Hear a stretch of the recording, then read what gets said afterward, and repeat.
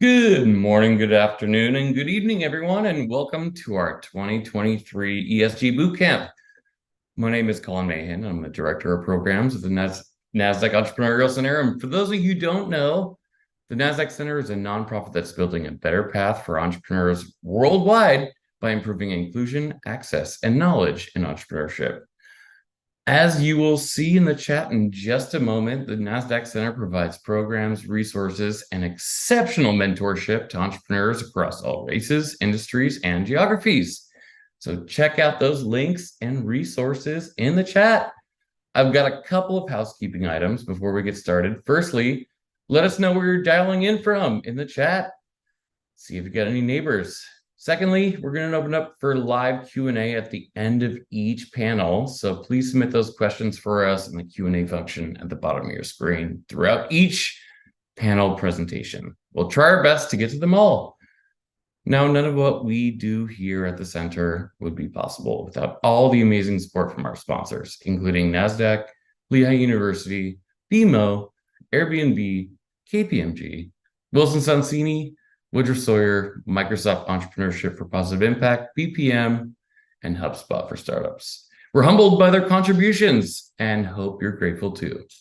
Now, before we get started, I'm going to launch a poll just to check in on how everyone is doing today. So, how are you feeling about your business? We use this data to provide lots of wellness resources for all of our entrepreneurs out there in the ecosystem. Oh, we got Nevada, Oregon, Florida, Washington, D.C., Charlottesville. Nice. Thank you for voting in this poll. I'm going to end this. Boston. Love it. So I'm going to end this poll, share those results. Looks like everyone's pretty optimistic, but there's a little bit of survival mode out there. So hopefully our discussions today will help with some of that sentiment. So I'm just going to cover what we're going to talk about today. We're going to kick off the program with our first panel on how ESG can create a competitive advantage for entrepreneurs. Then quick 10-minute break and transition to our second panel, where our experts will share how later stage winners are looking at ESG and also how pre-IPO ESG implication companies are looking at it. So without any further delay, please join me in welcoming in the chat our panelists. We have Ella Eskenazi, who's the head of sustainable finance and clean energy at BMO. We have Labake Ajiboye Richard, who's the founder and consultant at AR Initiative. And we have Amanda Urquiza, sorry, Amanda, partner at Wilson Sonsini. Real excited to have you both or all. And yeah, let's just jump right in. Thank you so much. So just to kick us off, what does ESG practically mean for startups in the early stages? Amanda, I'm going to kick it off to you. Sure. Thanks, Colin, and thanks for having me. So I think historically, startups, especially early stage startups, haven't really been focused on ESG in the same way that we see with public companies or pre-IPO private companies, because early investors in startups and regulations applicable to startups have not typically focused on ESG. I think we're seeing a bit of movement or a shift in that now. Not anything that I would consider particularly sizable in my client base, but we are seeing some investors requesting representations in financing documents or M&A agreements. We're seeing some investors ask startups to have an ESG policy, but I would say that that's a fairly rare occurrence. One interesting development in California where I practice, we're also seeing regulation pull in private companies. So we just had 3 new California climate bills approved, and they all could potentially be applicable to private companies with some caveats, that you have to be doing business, have certain revenue thresholds, things like that. But I think we could see potentially more involvement practically for private companies and early stage startups. But at this point, we're not seeing anything heavy at the earlier stage. Amazing. And Labake, you are in ESG and an entrepreneur. So yeah, what does it practically mean for you and what you're doing? So for me, it's really interesting because we work on the advisory side of it. So we do a lot of the advisory for, tech startups and venture capital that work in the European stroke African space. And quite differently to what Amanda was saying, I feel like European regulation does speak to the startup industry a little bit more than maybe it does in America, where there's regulation around financial flow. And so even early stage startups are finding themselves having to report some of this information to their investors.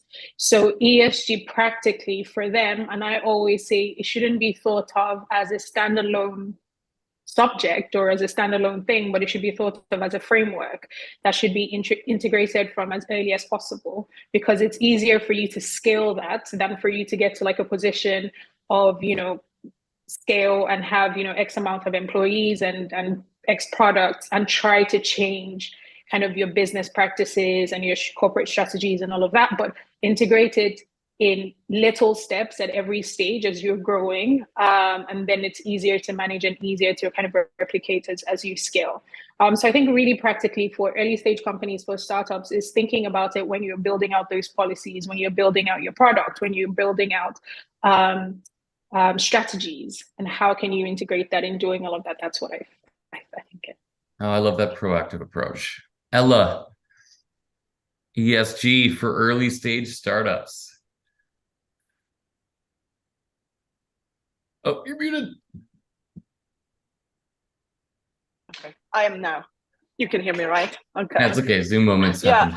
I would echo a lot of the comments Amanda and Labake raised. I think as a startup, you're definitely focused on bringing innovation. You're bringing a new product solution, yes, and you are trying to create differentiation.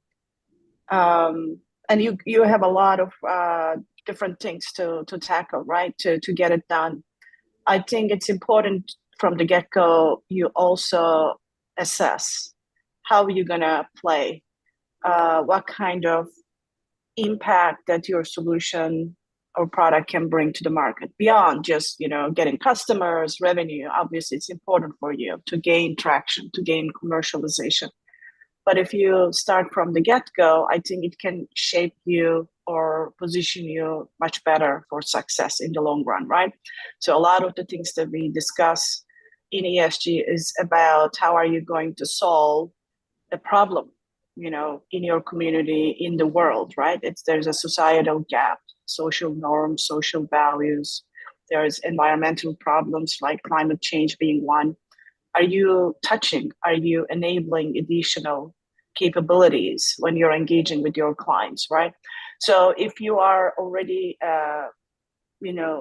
focused on solving one of these problems, right? Impact problems in the world, I think it is part of your strategy, right?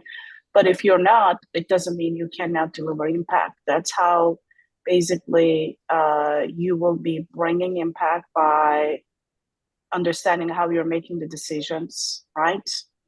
How you are thinking about your employees, right? Or all the partners, suppliers that you will be working with. So I believe every company has a role to play to bring these focus areas in the ever evolving stages of their life cycle. And Ella, I'm going to double click on that one a little bit. So should early stage startups build an ESG strategy in the beginning, or at what point do you think it's beneficial? I think at the beginning too. Yes. Like it's the vision statement, right? I mean, it starts there. Problem statement, vision statement, what you're trying to achieve, and the hows, right? So as much as you can articulate how you will build capabilities in the market, how you're going to play with different enablers to bring additional impact. That's how you're starting. You may not be too detailed initially, yes, but you got to achieve progress over multiple years to really hone in, to really fine tune in terms of how you're going to deliver. So it's important, it's a strategy vision, and it's going to evolve. Nobody expects a startup to have a full-blown ESG strategy, ESG story, or key metrics, and what we, take the, what we do practice in the public markets or in larger scale companies. But I think you should definitely start thinking and formulating your strategy from the start. Of course. And Amanda, how should early stage startups think about having an ESG strategy from your perspective? Yeah, I'll kind of piggyback on Labaki's point. I think companies of all sizes, especially startups, benefit from thinking about ESG in the context of their own business instead of an ancillary or separate function that they can or need to tack on. I think that for early stage companies with limited resources and small operations, we all recognize that they may not be able to have dedicated resources allocated to all strategies and all possibilities that they, would like to. And so I think the right starting place is looking at a startup's particular risks and opportunities as they relate to ESG. And even though a company may not be at a place where it makes sense to have a complex standalone ESG strategy, ESG might be part of its business strategy, to Ella's point. Just to provide a couple of examples where I think that comes up, or I've seen that come up. I recently heard about a startup, not my own client, but another colleague's client, that outsourced certain work in India, a region that's had rising temperatures, and the streets were becoming too hot on some days for people to get to work, and they didn't have the resources they needed to work from home. So this is a real climate-related business risk that a company would need to consider as part of its overall strategy. And so another example is a company, that has physical operations in, say, a wildfire-prone area. These are real business risks, and so I think seeing them as something that's part of your business and the operation of your business, instead of something that sort of you have this standalone ESG strategy that you stick on, is the way that I would advise all companies, including early stage startups, to think about this. I also think that some companies are going to have investors that care about ESG from a policy perspective, and bring that to the table. And it may not be apparent at the outset how it integrates with the company's business, but they may, have a reason to integrate that policy to attract fundraising. And that's also a business related decision. And so I think that companies need to consider their own risks and opportunities. And I think that can span a wide range of things. If companies want to integrate DEI initiatives into the recruiting and retention, I think they can think early about ESG issues. And as Labaki said, this can pay dividends in the long run, because if you do want to have a low carbon footprint, if you do want to integrate DEI initiatives, if you do want to create an environment where your employees can get to work, or where your operations are going to be able to operate over the long run without environmental risk, then I think implementing infrastructure early for that will be helpful as the business grows. I love that, Amanda. And yeah, consumers continue to vote with their wallets around good corporate policies. Labake, you're an entrepreneur who's working on ESG. And so what are you doing yourself around this for your own company today?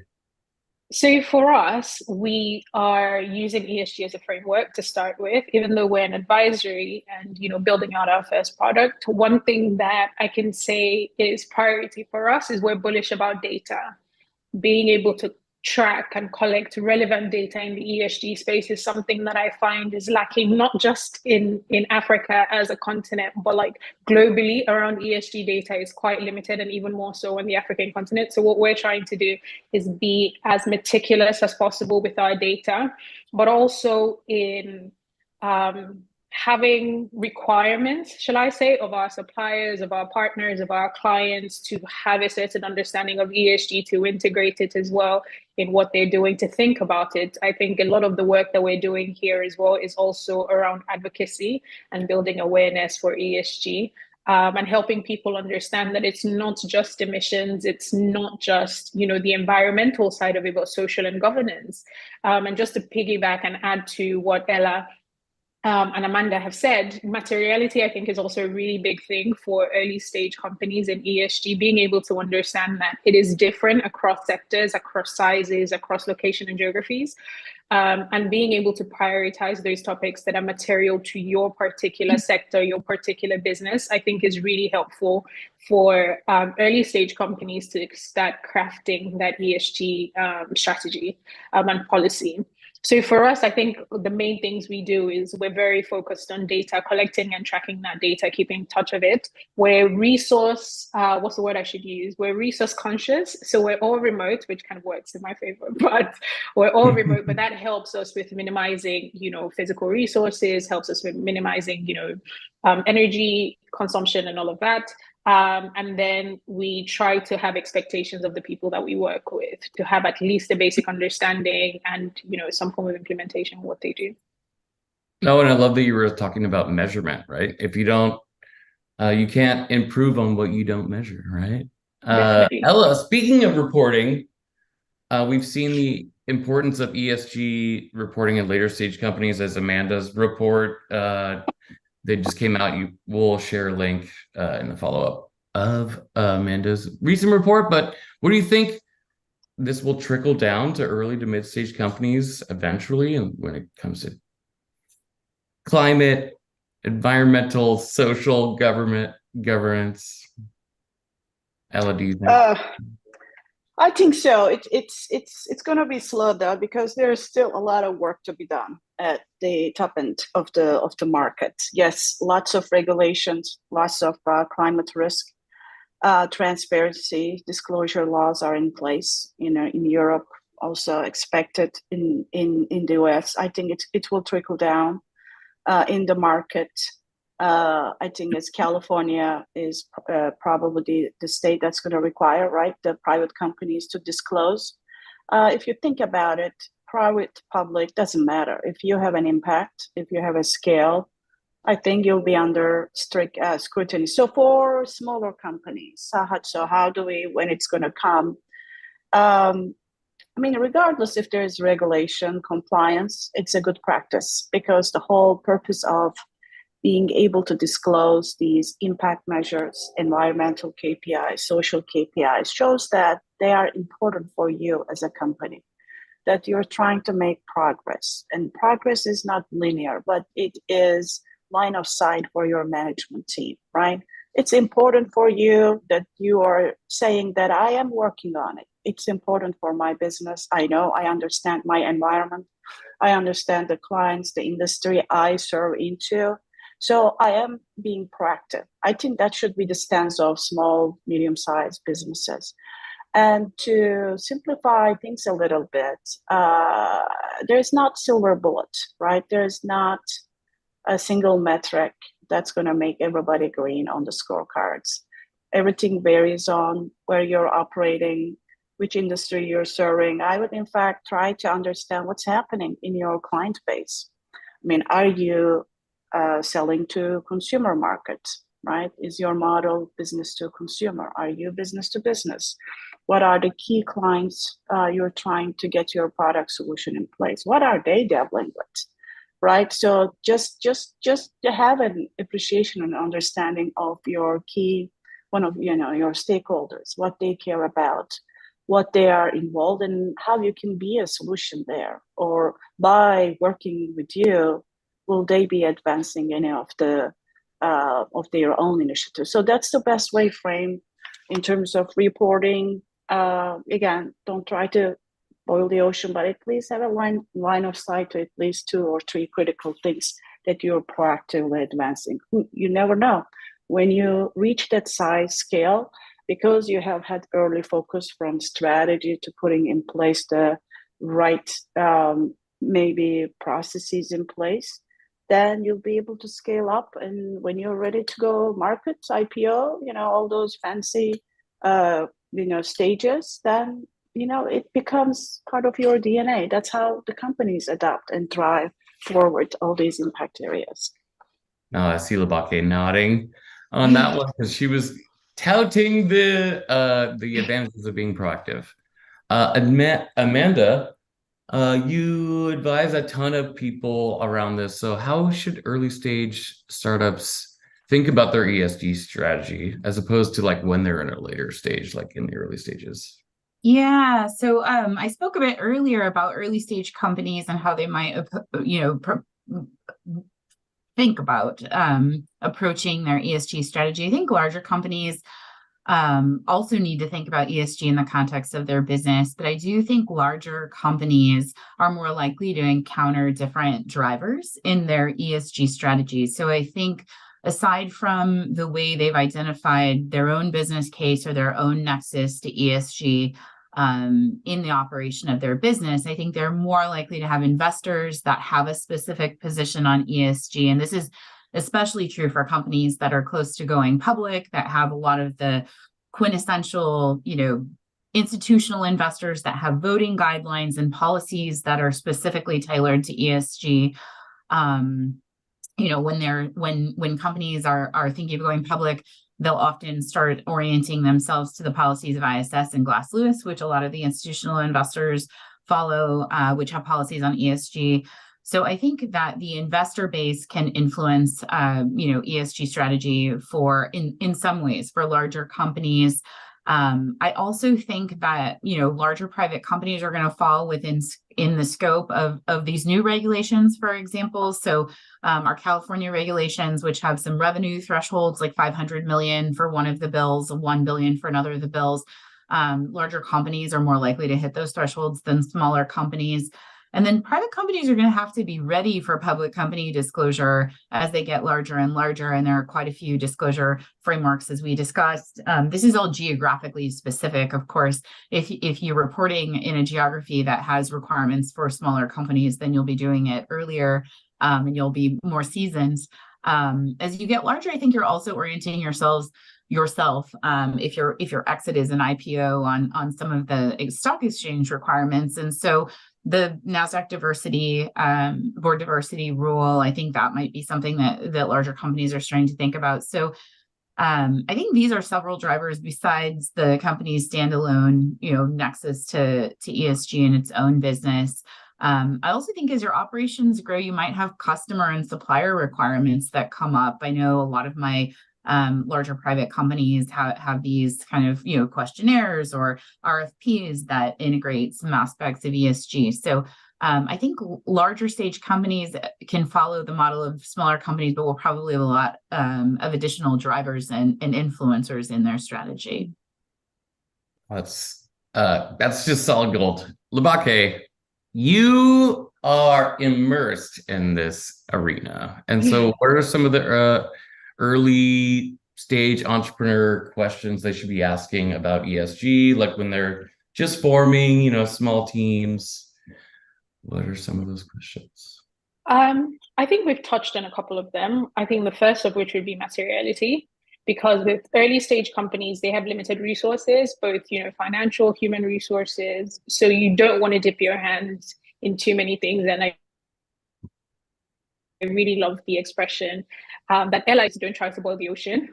So if you focus on the topics that are material to your company and start with that, get a deep understanding of what the requirements are under that, what do you need to know? And the other thing, which Amanda touched on as well, is the risks. What are the risks that are related to your business around ESG in this space? And what is your potential impact, both your intended and unintended impacts? So if you're starting a business that I'm going to use a random example here. I always do this, but you're starting a business that's trying to solve, a disease, right? But then the product that you're creating has, side effects that is potentially worse or just as bad as the disease. And this is a very generic example, but that's the idea behind understanding your unintended impacts as a business, right? And it's your non-financial impact. It's your impact around the environment, around, social and governance. I think that's another one. And then how can ESG be mutually beneficial for you as an early stage company as well? So obviously you're thinking about the impact, your environmental, your social impacts, but how can it be beneficial to you as a company? How can it help you stand out? How can it help you attract, the right partners, the right investment, the right opportunities, because you're proactive about ESG, because you're thinking ahead, because the future is, whether we like it or not, colored with sustainability. Everybody cares, and those that don't care are going to care at some point, at least a significant portion of them. So if you're already thinking about it as an early stage company, then you're increasing your chances of being a long-term successful company, right? So as an early stage company, you should be thinking about, how is this mutually beneficial for me? Like, what can I leverage this to access, if that makes sense? But I think those are top 3 questions I'll be thinking about. No, that's great. And I'm sure Ella and Amanda agree with you. Ella, what are some easy ways to start setting ESG goals? Is it a truly independent board, advisory board, internal criteria? Who should you lean on? Colin, there's no easy way. Like, these focus areas don't drop in from the earth, right? So it requires some active engagement, right? Rebecca knows. So, like, think about this: is you are looking to make an impact in the world beyond just your business, your financial activity, financial results, right? So you have to engage with your key groups, stakeholders. You can go speak to your customers. You can go speak to some of the people you're working with, your suppliers, your employees, right? So it's very industry focused. As Rebecca said, there is, like, if you're a product company, there's how that product is put together, the reliability around that product, the quality of that product, all those things matter. If you're an energy intensive business, like, you got to be thinking about how you can be more efficient in terms of energy use, conservation, and maybe clean energy, right? And if you are in some sort of a services business, technology business, again, information security, privacy, all those things matter. It's all what materiality is about. So I will engage what matters, what should be really that you should be very good at, like it, because people have perspective. So gather it, tally it, and then it's going to give you a good understanding of the expectation, minimum expectation. And you can do more on top of it. But in terms of building it, that's normally the engagement process.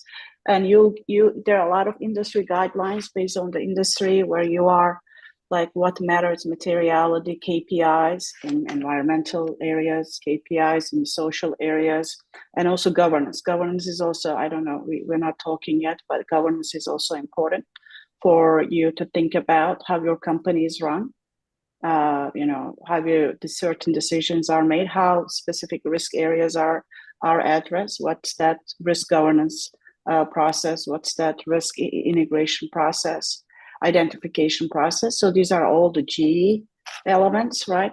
So that's how I would say, like, I really, there's no silver bullet. But again, based on your industry, the type of environmental impact, social impact, I think you'll be able to determine the top 2 or 3 metrics, KPIs to move along with. Love that. And you built a perfect bridge for my next question for Amanda. So you advise a ton of companies on corporate governance. So what's your advice on getting good governance started for early stage founders? And I know early stage founders run away when they hear governance. So I think of governance as the how you get things done. So if we're talking about ESG, there's governance, the G in ESG, but there's also governance with everything, governance in everything you do, how you get it done. And so I think having good governance, or having good processes and procedures and understandings in place for how you get things done within your organization is so essential, because it's how you build trust with your stockholders. It's how you build trust with your customers, your suppliers, all your stakeholders. If you're doing things the right way in a reliable, documented, understood way, you can build a lot of trust. So I think this is an area you can really leverage your legal counsel for, and you can do it for free. Your legal counsel should have a lot of off-the-shelf resources for you to provide education and sort of establishing and maintaining good governance. I think that a few key things that come to mind for me and just thinking broadly about good governance are: make sure that you understand the roles and duties of your management team and your board. Know what the fiduciary duties are in each of those roles. In the US, it's important to know your litigation risk related to that, because we're in a highly litigious, controversial environment where there is quite a bit of litigation in this area. It's important to have best practices for how you conduct meetings and how you minute your board meetings. As Ella mentions, the way you assess and manage risk and opportunity. Know what policies and procedures your organization needs to have in place. Know how your company is going to interact with shareholders, with stakeholders. Know the influence of those bodies, because I think that that's an area that often kind of falls outside of some of our governance considerations. We often are thinking of shareholder influence, but your stakeholders can have a huge influence on your organization and cause quite a bit of reputational harm if you don't expect, and anticipate what your stakeholder influence is. So I think my best advice would be to have your outside counsel talk to you about all of these considerations, have them send you their off-the-shelf resources in these areas so that you can start thinking about these things and really be able to have a strong command of them as your business grows.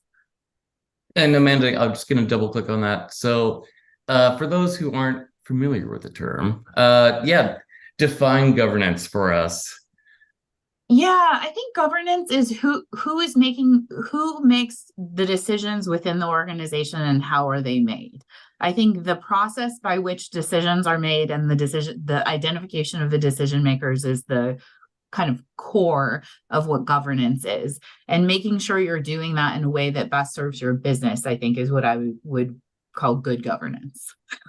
Perfect. Labake, how might leaders build an ESG framework that's future-proofed for the economic reality that we're living in right now, or for the one that we're going to be seeing in the future? So I think one really good way, which I've mentioned before, is to use ESG as a framework. So a point of integration for everything that the business is already doing. And the thing with that is it helps you think and innovate in new ways, potentially new product innovation, new systems. It also helps you create an iterative process that helps you measure and track, what's performing well, what's not, and adjust accordingly. And hopefully that would help you kind of stay on top of the changing trends. But also having a good understanding of your risks and your impact as well, I think would help you improve the framework kind of as you scale and as you grow and as things are changing. I feel like materiality itself on a global scale is constantly changing with, the conflicts that we're facing, the economic crisis and all of that. And there are certain things that, the customers, investors are thinking about differently that would help businesses, maybe a little bit more difficult for early stage companies, but would help companies shape and reshape their framework as they go. I hope, that would be. I think it's sound advice. Ella, you work a lot around climate and finance. So how should maybe a company that doesn't have a large, carbon footprint, even think about it in the early stages? Well, I think this is a climate kind of driven question, right? What's happening around climate? Yeah, it is a big focus. I think we have had great traction. Even I would go last 3-4 years, lots of turmoil in the economy, in the global landscape, as you know. But the good outcome of it is, I think, ESG, especially in North America, it's been really driven by good corporate stewardship, a little, driven by investors, right? We didn't have a lot of regulation to begin with, right? So there is definitely evolving regulation, more pressure coming from regulators. Transparency is going to be critical. Climate risk disclosures, transparency, and it's all about taking action, right? It's not just, for the sake of disclosing your emissions, but it's really the disclosure. So if you're, again, a product company, manufacturing, you're bringing a product to the market, I think you'll have to really configure the carbon emissions, the footprinting, how you're going to also reduce emissions, your energy intensity moving forward. So that's going to be key for, again, if you're a manufacturing product, energy intense kind of company, innovative company, or again, you may be actually a company trying to solve one of the problems, bringing a climate solution for the clients in the industry. So that's all good. But if you are, again, in a services sector, again, how you deliver the service, right? It also has impact. It doesn't have to be climate focused, but the social engagement, the social equity. We talked a lot about diversity, inclusion. There are a lot of societal gaps to address. We are going through a transition. The new economy, the new skill set required to be productive and efficient in that new economy will require new upskilling. Again, your solution, you may be working in those domains. So think about the larger workforce, the skill set that need to transition with new technology, with new AI, right? So you've got to be thinking about making it right. How are you going to impact that transition, right? The upskilling of the people, even if you're going to be an enabler in that space. So again, there are different ways to play based on the company, based on the industry that you're operating under. I love that. And also, you're just talking about resource efficiency, right? Saving money by not doing things that aren't really needed, right? Amanda, you just I got your amazing newsletter and your report that we're going to share out, but how do you expect some of the new ESG reporting requirements to impact startups in the early stages and then moving to the pre-IPO? And I know we're going to double click into that later, but yeah.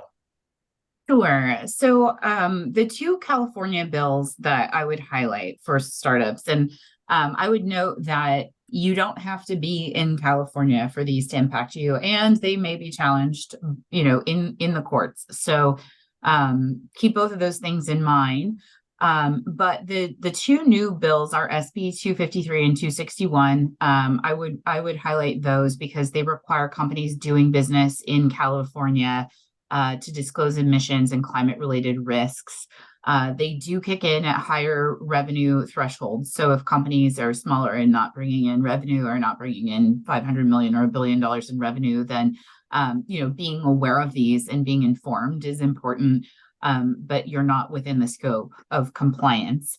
That's just within the U.S. The other regulations in the U.S. don't really hit private companies. They're the impending SEC climate disclosure rules, the proposed rules, and as well as the ones we know that are in the pipeline, the corporate board diversity rule and the human capital management rule will be applicable to public companies. So I think that keeping an eye out on regulations that hit private companies is a good idea. I think California is the first mover in this area, but it certainly isn't the only state that could advance regulation. So I think knowing if you're doing business in California, knowing the California rules, but if you're doing business anywhere else, making sure that you're aware of the regulations that hit your business, even if you're small, Lubaki mentioned that there are requirements for private companies in other jurisdictions, so just keep that in mind.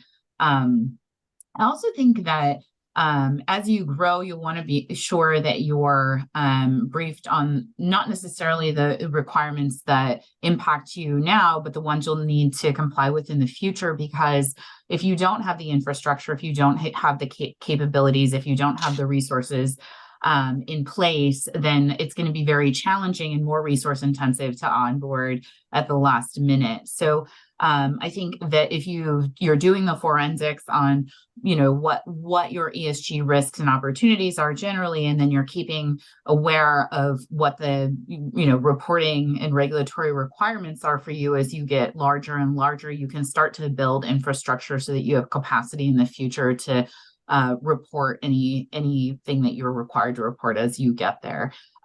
One key thing that I would just recommend is talk to others in your space. This is something that I often find that companies find very helpful. Other companies in your space or other companies that are about your size, find your equivalent at those companies and ask them what they're thinking about, ask them how they're planning ahead, how they're assessing, how they're keeping up to speed on new regulatory requirements, because I think that can help you figure out not just what's in the pipeline, but how other companies that are similarly situated are navigating some of these challenges. Yeah, looking at the horizon, as most companies should be. Lubake, so I'm going to ask everyone on the panel on this, but the importance of ESG is super clear. And without a crystal ball, where do you think the trend is heading? And the end of the year, the new year, where are we at? And then I'm going to go to Ella and then Amanda to round us out. I think it's definitely going to have greater importance as time goes on. So more regulations. I mean, as we kind of said, as Amanda said as well, it's not quite touching the early stage companies in parts of the US or in the US in general, but it is in other parts of the world. And I think there's going to be a convergence of that, where it becomes, important for a lot of companies at different sizes. There'll be increasing regulations around it. So I always say to my clients and people that I speak with that you should start preparing. So start gathering the data, start thinking about how you can, if you have to file or if you have to comply in the next year, what is that going to look like? What do you need at that point? And what should you start doing now that would help you do that well? So I think there'll be increasing regulations around it. I think there would definitely be more of an investor push as well, because I know on the European side, there's a lot of regulation around how investment is done or investment activities, even in their portfolio companies. So there will be more of that. I see more of that happening, and that in itself increasing awareness within early stage companies around ESG, because we've seen that a lot, where a lot of startups, particularly here in Africa, are thinking about ESG and ESG reporting because their investors are requiring them to have that, whether it's on a quarterly, monthly basis, whatever structure works for them, but they're having to start thinking about it, not really because consumers are demanding it as of yet, or there's national policy kind of pushing for it, but because their foreign and external investors are pushing for it. So I think there's definitely going to be a growing importance, or more of an importance for it, and increasing regulations in the near future. Definitely. We're going to dial into that in our second panel a little bit more with Amanda. Ella, zero crystal ball. Yeah, what are the expectations? I think we will all agree that increased regulations all around the world, globally, also US. But also, I think that will bring increased transparency. So transparency in what you're doing, you've got to find a way to articulate what you're doing, how you're doing, your impact. And I would be also cautious not to overinflate the premise of the product, making sure you establish good credentials, kind of verification of your claims, because it's an era, right? Everybody wants to do something. There's always these commitments, but you've got to substantiate. So I would take a cautious approach, especially if you're accelerating, to build a good executable plan, right? And next 5 years. So this is how we are working now. We are trying to influence our clients to build their plans short term, medium, long term, right? What's within that near term 5 years? What's achievable? Can they really get there? It's not just can they get there, it's how are they going to get there. So again, if you're putting in place an ESG program, or you're trying to kind of ingrain ESG or sustainability in your product solution, you're going to have that roadmap. It's not just about we are an ESG company. You've got to display how you're going to deliver, what kind of actions you're taking, what kind of engagement you're doing. I would say that. And carbon emissions, yes, it's definitely the biggest focus lands in the market. Climate risk. There's also evolving understanding around biodiversity, right? So it's not, yes, carbon emissions is global, but companies do need to pay attention to the natural resources that they are touching, consuming, and how to enhance the environment, right? For biodiversity. So it's I think it's going to hit our radar, at the big companies, pretty short term, but overall that's another threat coming on top of the intensity to or the desire to reduce carbon emissions. And I would say the third thing would be data. Data is getting more applicable, more available. There are also a lot of small, medium enterprise, SME, small business tools available out there that you can tap into free. I think UN, I keep referencing this, the UN has put together awesome programs, UN SDG, in terms of educating, provide broad training to SMEs. There's also simple calculators you can leverage to model your carbon footprint emissions. So it's just, these available tools are out there. There are a lot of nonprofits serving SMEs. So just if you want to, you'll be able to leverage the available market tools to get you where you want to go. Super helpful. Amanda, round us out. We're almost at Q&A. So if you have burning questions for our panelists, drop them in the Q&A box. But yeah, Amanda, round us out. Sure, I'll keep it quick. So I agree with my fellow panelists that regulation is definitely increasing. I do think that we have some political headwinds in the US that we're apt to see, especially in election year. But I think that with Europe leading, we are definitely going to have more regulation in this space in the next year. And I think that as we see companies increase their disclosure and more widely available data, this will be another comparison point for investors. And so I think even if you're in a jurisdiction where the regulatory disclosure requirements are not as fierce, you may be, competing against other companies that are in jurisdictions that are disclosing information under their disclosure regime. So I do think that increased data will be a point of competitiveness, and I do think that we will see more and more regulation. All this is amazing. All right, so if somebody was going to dial into the last 5 minutes of this, Labake, I'm going to start with you. Ella, I'm going to go to you next, and then Amanda. What's one key takeaway for early stage ESG? I'm going to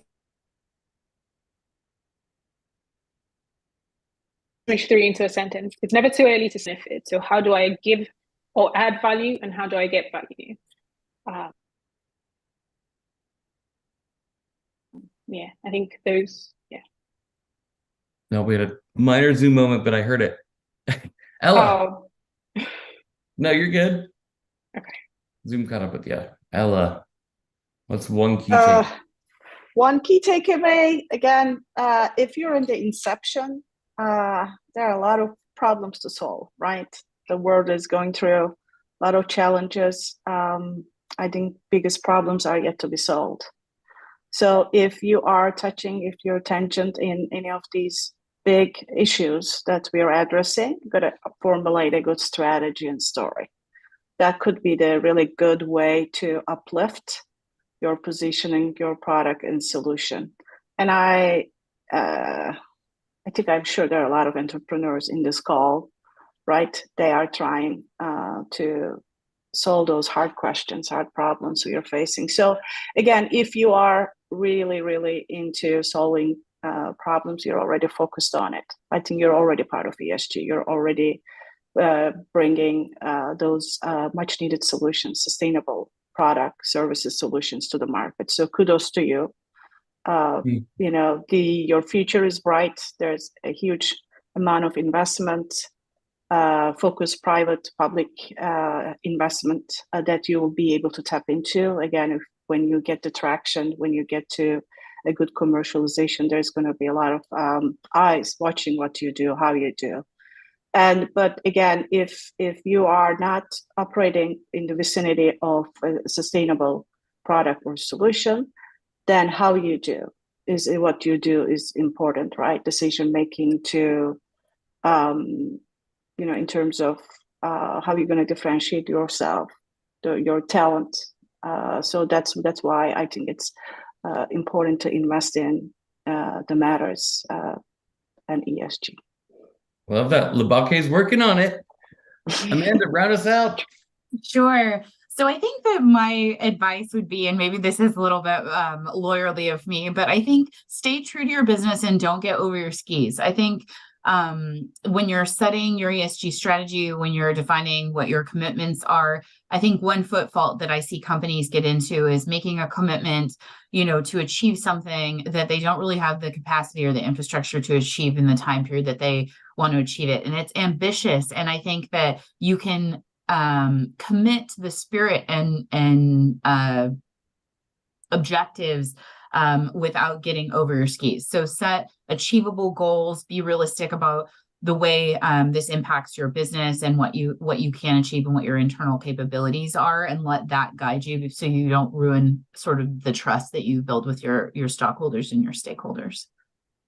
I love that saying of "don't get over your skis." I used to be a skier. Oh yeah. Amazing. All right, well, it's time for Q&A. So if you haven't done so, drop your questions in the Q&A box at the bottom of your screen. Let's see. We got a question. Do you see an increase in considerations around Indigenous people's rights? I don't know. I think, Amanda, I might ask you for that one because you're on the reg side, but Ella and of course Labake, I'd love to hear from you. Sure. No, this isn't something I've actually seen too much in my practice. I think where I've heard of this coming up is with specific companies where there may be an area where they're operating that implicates Indigenous people's rights. And so it may be more of a factually specific consideration for certain companies, but I personally have not seen it from a regulatory or compliance perspective come up for my client base. Ella, Labake, anything to add there? Yeah. On just financing, I think I would say this is not just within BMO Financial, but across banking industry, acknowledgement of the need to serve diverse customer base, including Indigenous people, right? We are also very big in terms of this in Canadian banking franchise. There are a lot of Indigenous communities. Definitely access to capital is always a key pillar in banking. It's, again, one of the material issues. That's why we are advancing on developing a lot of programs for minority-owned businesses, women entrepreneurs, right? In fact, through your center and I believe programs, we have been able to integrate a lot of our key initiatives and in terms of go-to-market here. But also I would say in US, the Inflation Reduction Act, IRA, also has brought awesome incentives to make the transition just, right? We talked about just transition. It's giving access to the people, being able to develop those renewable projects in the areas, right, where we, originally lacked investments. So again, there's a mandate, there's more funds available, and there's also separate loan programs available for Indigenous communities to tap into, right? to make their communities more energy resilient, for example, right? So I think so. That's, again, not just for indigenous people, but for also the old, there's a term used, it's escaping me, but in some low moderate income communities as well in the US. Labake, you're the data No whiz. additions from me. No No additions. additions from me. All right, this one's a mouthful, but I think you may all have something to say about it. So when we think about sustainability, I think we all agree that it should be thought of at a macro level. Sustainability in our economies depend on the survival of small and medium enterprises. It seems that ESG pressures can add a strain on starting companies. So how can we level the playing field beyond of what is material for a company?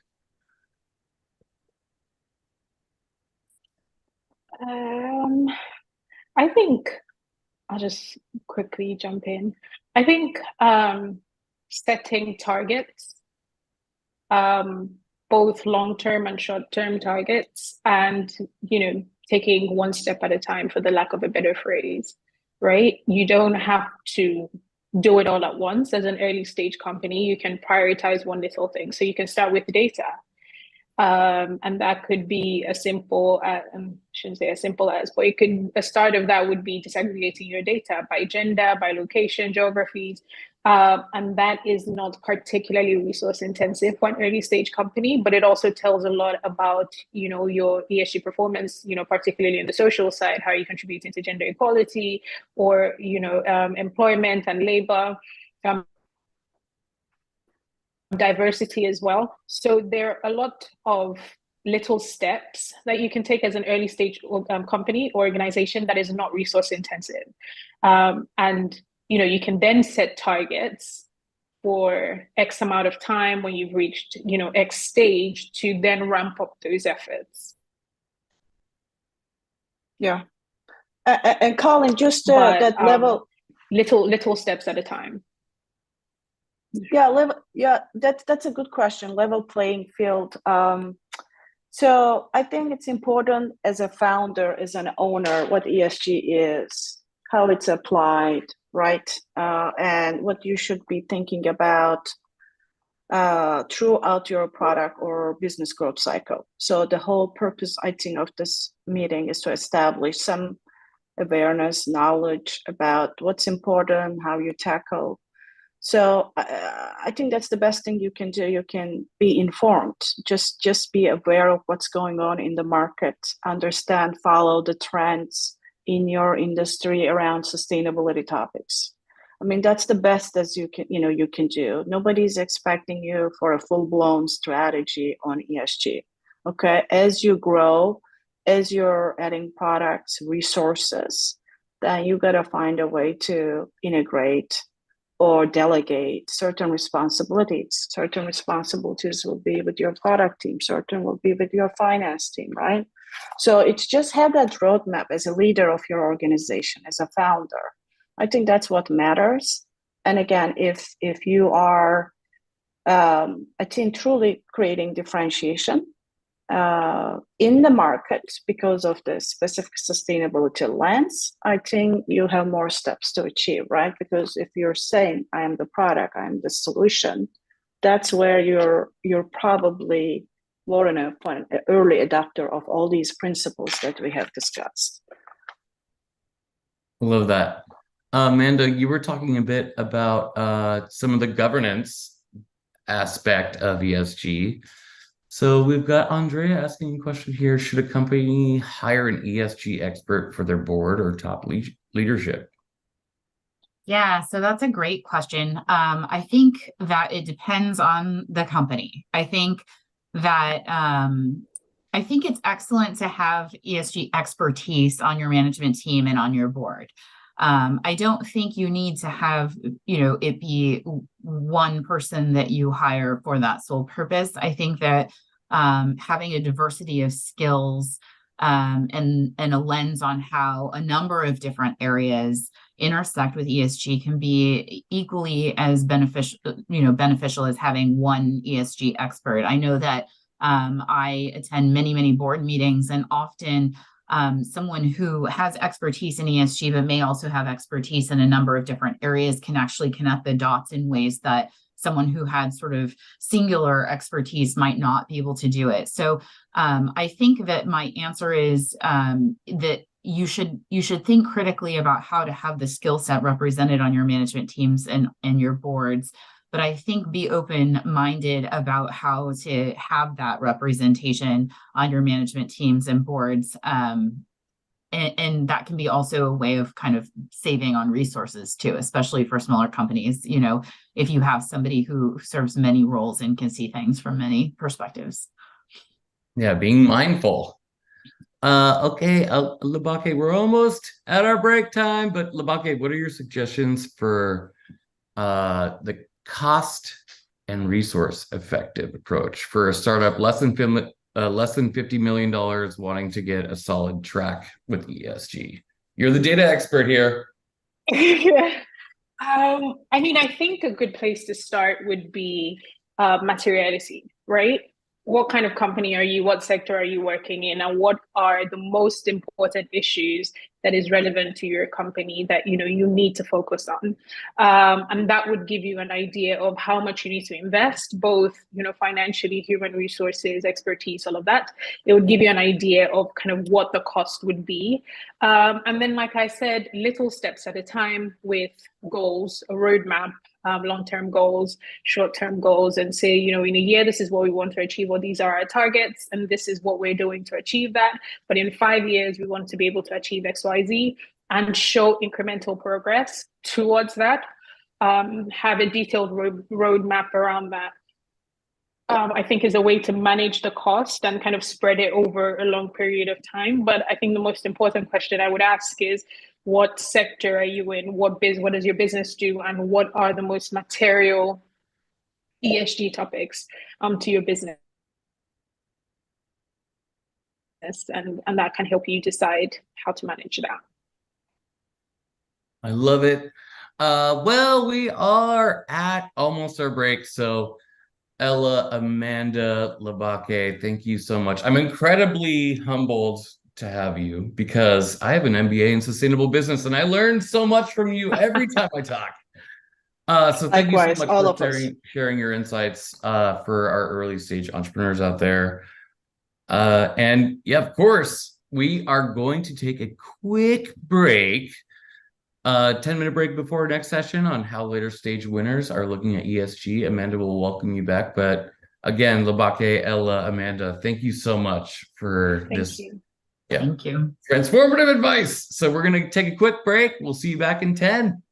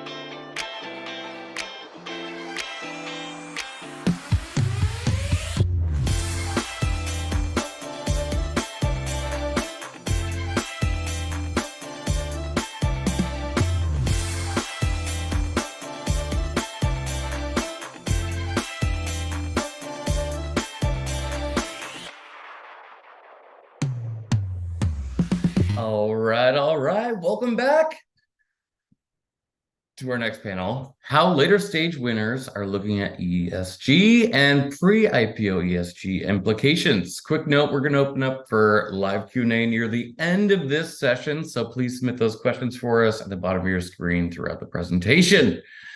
So without any further delay, let me welcome our special expert guests for this next panel. We have Annalisa Barrett, Senior Advisor at KPMG. We have Amanda coming back from the first panel, partner at Wilson Sonsini. We've got Walker Newell, hello, Management Liability at Woodruff Sawyer. And we have Stephen Vargas, ESG Advisor at Nasdaq. Welcome, team.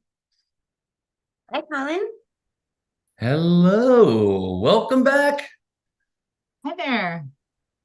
All righty. Well, just to kick us off, do you want to give a quick intro? Let's start with Walker, and then we'll go to Annalisa and Steve, and then we'll round us out with Amanda. Thanks, Colin. It's great to be here, everyone. My name is Walker Newell, and I specialize in directors and officers liability at Woodruff Sawyer, which is an independent risk management and insurance brokerage. My background is sort of on the nasty side of risk. I'm a litigator and enforcement lawyer, and I spent 5 years with the SEC Division of Enforcement. Also defended founders, board members, and growth companies at firms including Wilson Sonsini and Cooley, and I was most recently in-house at Robinhood Markets. Excited to talk to you all today about ESG in this stage of your life cycle. Amazing. Annalisa from sunny San Diego. Hi, everyone. I'm so happy to be here. Thank you to Nasdaq for inviting me back. My role is Senior Advisor at the KPMG Board Leadership Center, and I have been studying corporate boards and corporate governance issues at public and pre-IPO companies for about 25 years in different roles, including as what would now be called an ESG ratings firm, and also as a comp consultant. So also just happy to be here and look forward to our conversation today. Thank you. Amazing. Steve? Thanks, Colin. Excited to be here and excited to join our fellow panelists here. Quick background, I run Nasdaq's ESG advisory practice. So we work with pre-IPO, post-IPO companies, really across a wide variety and spectrum of market cap bands, sectors, and geographies.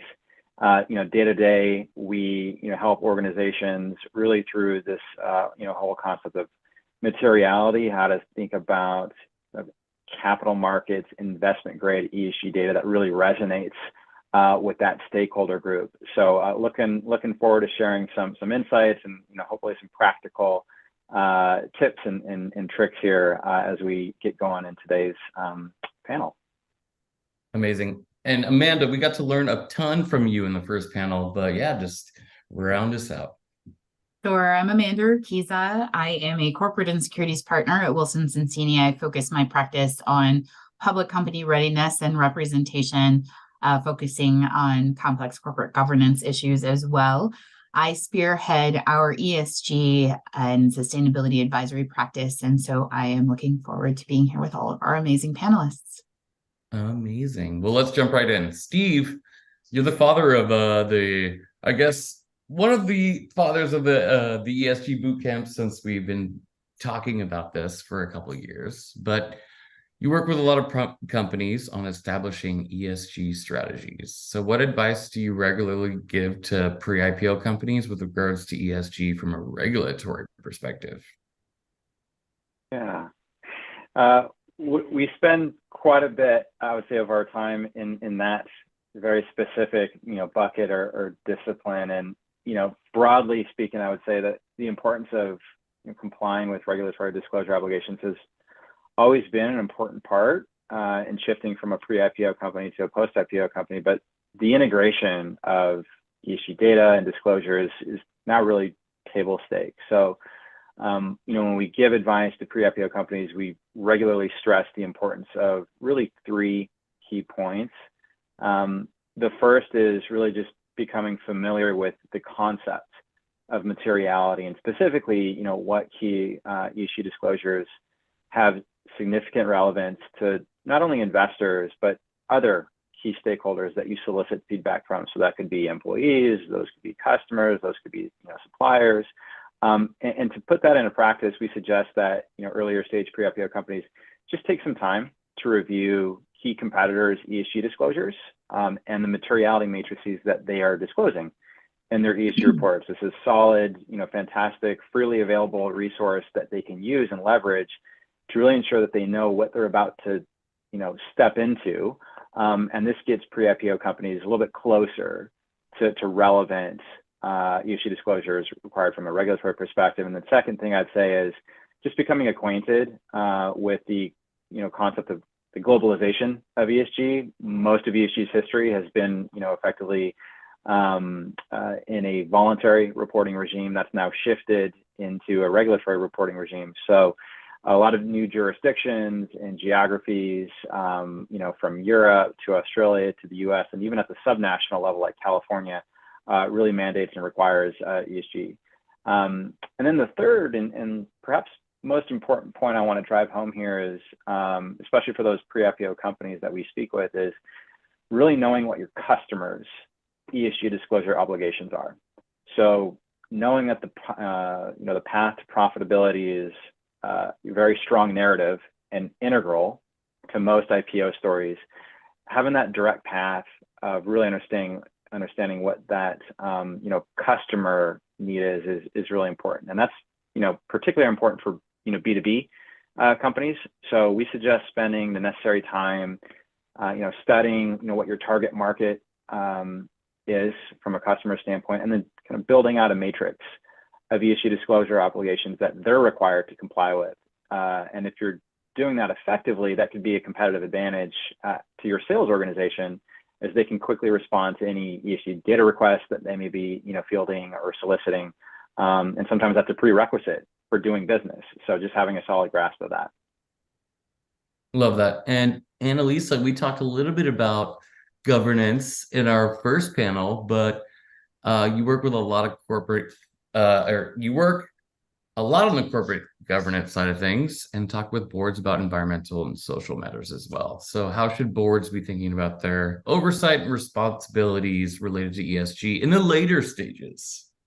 Right. I think that it's important to think about the role that the board has in guiding and overseeing strategy and holding management accountable for meeting those strategic goals. Because as Stephen mentioned, there are so many regulatory requirements for just telling the investing public about how your company is performing on environmental and social metrics. But it's really the board's role to take that step back and make sure that, the disclosure is the end result of a very strategic process of thinking about these issues at operational levels, and that the environmental and social goals and metrics are integrated into all of this strategic planning. So, what we see is that boards quite often, we're still in a phase where board members sometimes, don't really, think that ESG is important at the early stage of a company's life cycle. And I think that when we break down, what the letters mean and say, okay, have you as a board considered, the diversity and employee satisfaction and corporate culture of the company that you're overseeing? They certainly have, and have been thinking about those issues and holding management accountable for strong human capital practices throughout the life cycle of the company, especially at those early stages when each employee is so important to achieving strategic goals. And similarly, and in fact, we have a survey that we did of portfolio companies, pre-IPO companies, and how their boards are thinking about these issues. And yes, 90% said corporate culture is something that they think about as a board and discuss in the boardroom and engage management with or on. And also DEI. I think DEI was at 67% of the respondents said that, employee diversity, equity, and inclusion throughout the organization is something that they discuss at the board level. Climate risk, not as much. Only 34% said that they consider climate risk in the boardroom. And so I think that as management teams working with boards and as board members of early stage companies, ensuring that you're considering the risks that climate change may have on the operations of your business and the opportunity that might present depending on the industry that you're in and products and services you provide. I love that. And Amanda, just to build off that, you talked a little bit about the ESG regulatory environment, but yeah, what's going on internationally in the US, California? Steve, Sure. Sure. So as Stephen previewed a bit, internationally, we're seeing a lot of movement on the regulatory front with the Corporate Sustainability Reporting Directive, or CSRD, in the EU taking the position as key regulation that's garnishing a lot of attention because it pulls many US issuers with operations in the EU into its scope. And it's fairly comprehensive. It's a very comprehensive reporting regime with some principles that are new for US issuers, like the concept of double materiality, which requires companies to assess material impacts on people and the planet instead of material impacts on the company's business. Also, ESG regulation evolving in several other countries, France, Germany, Stephen mentioned Australia. In the US, we had a little slowing, I think, of our momentum. At the federal level, we haven't seen too much movement in the last year. In 2022, we saw several divisions at the SEC step up their commitments to ESG. CorpFin increased its focus on inconsistent climate disclosures, issued several comment letters. The Division of Examinations announced climate-related risks in its examination priorities last year. The Division of Enforcement had a 22% task force to identify gaps and misstatements in climate disclosures. But in 2023, we didn't really seem to have the same momentum, I would say. We're still waiting for the final SEC climate disclosure rules. And then we have the proposed human capital management and corporate board diversity rules that are in the pipeline, and those haven't been released. As you know, we have a very complex litigation climate. We have political headwinds in the US. So the US is an interesting environment, and I think will be interesting in the next year to watch.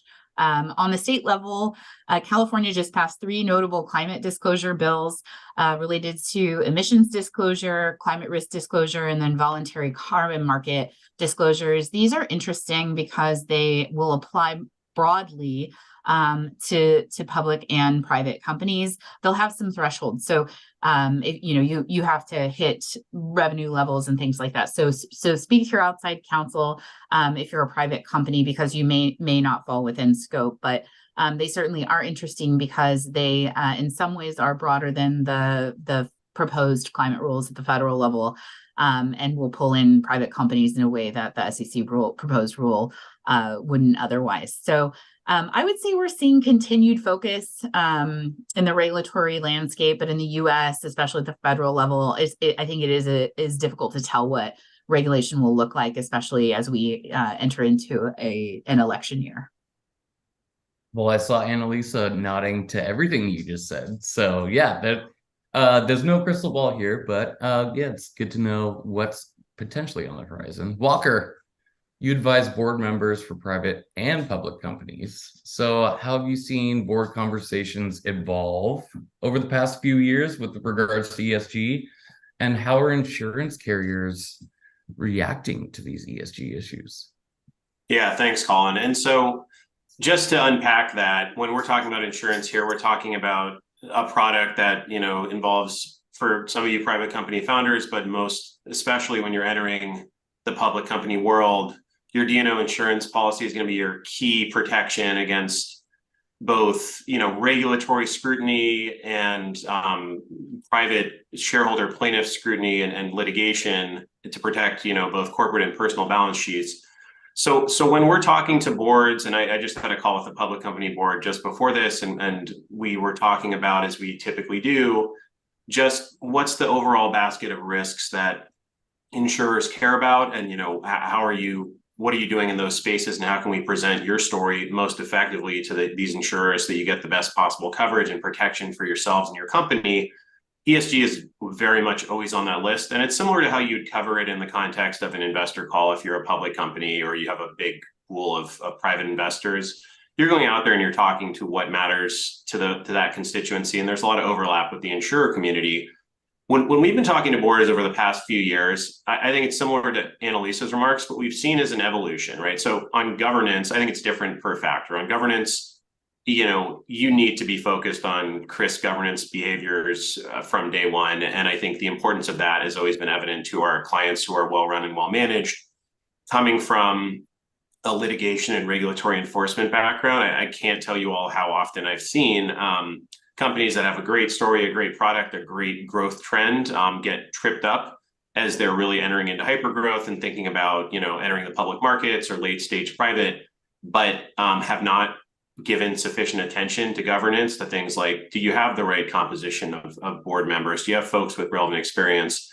Are you building out those processes and procedures that really ensure that management is being overseen effectively as you're scaling? And it's really hard to do, and it's easy to miss as you're focused on the product and on growing your organization. So that's something that I don't think it's been a hard sell for us in talking to boards. The S and the G, as Annalisa alluded to, it's been kind of an evolution for board members that we talk to. And I think that over time, increasingly folks have understood that while maybe some perceived those areas of focus as outside the four corners of what you need to care about when you're running a business, they're not. They're really critical to investors. They're critical to other constituencies. There is increasing, as Amanda said, regulatory and litigation scrutiny in these spaces. And so I think that it's been sort of a slow process of acceptance there, but it has been trending in that direction very much. And as you think about kind of what the risk climate looks like here for insurers, I think again, carriers are going to be concerned about whether you're insured if you're entering the public markets, for example, and this applies somewhat to if you're still in late stage private. Can you handle these demands that the folks on this call have been describing from a reporting perspective? What is your committee framework? How are you overseeing ESG? What's your ESG strategy?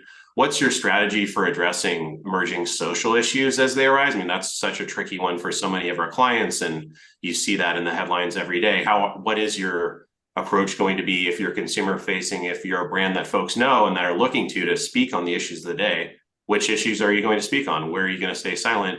And, looking to your employee base from a followership perspective and really looking at what matters to them, I do think is something that our boards have been doing and care about.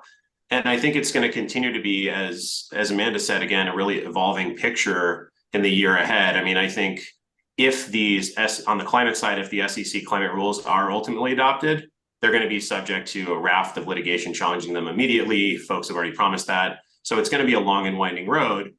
That said, if you're, preparing to be a public company or you're a new public company, do you just sit on your hands and wait to see what happens? I don't think you can. And so you have to start putting that infrastructure in place as we all wait to see what the future holds, which is very much a work in progress. I love that, Walker. And that's why we had our first panel on early stage preparedness. Steve, you work with a ton of pre-IPO companies on ESG. So why should a company get started earlier? And what are some KPIs that demonstrate value to investors, stakeholders, employees, everyone? Yeah.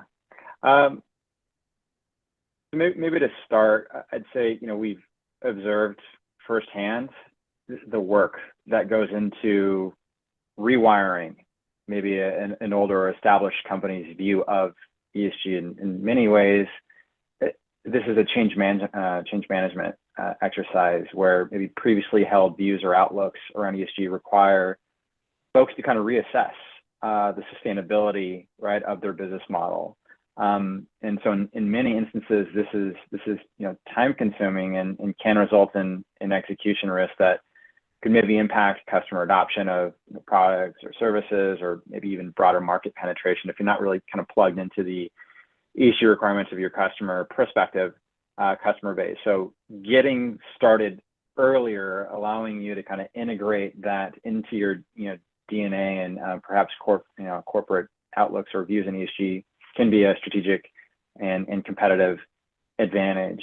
The other thing I would share though is a data point I like to put in front of pre-IPO companies, because I can appreciate that they're not in the public equity market yet, but there's a very specific data point that I think is important for them to be aware of, and that's around this concept of intangible assets. So in 1975, intangible assets represented 17% of the enterprise value of S&P 500 companies. 1975 was a very long time ago, and if you fast forward to today, intangible assets like brand value, intellectual property, customer relationships, talented workforces represent more than 90% of the enterprise value of the S&P 500. So there really is a paradigm shift in how public equities as an asset class are now valued. So from a KPI perspective, it's really important as a pre-IPO company to isolate a few, not a ton, but a few metrics that have either direct or indirect impact on the intangible assets driving the value of your company. So KPIs will be industry specific, but some quick examples could be as simple as employee engagement scores that would provide further insight to investors on how effectively you're managing your human capital. Or it could be as simple as measuring scope 1, scope 2 emissions, so that investors have an appreciation for the environmental impact or carbon intensity of your business. So, in short, I would say, start small, but really have a solid grasp and understanding of what are the KPIs that have direct or indirect impact on some of those intangibles that public equity market investors value and appreciate so much. Totally. And yeah, I think I heard Mark Andreessen say that culture is the #1 competitive advantage that nobody else can come after.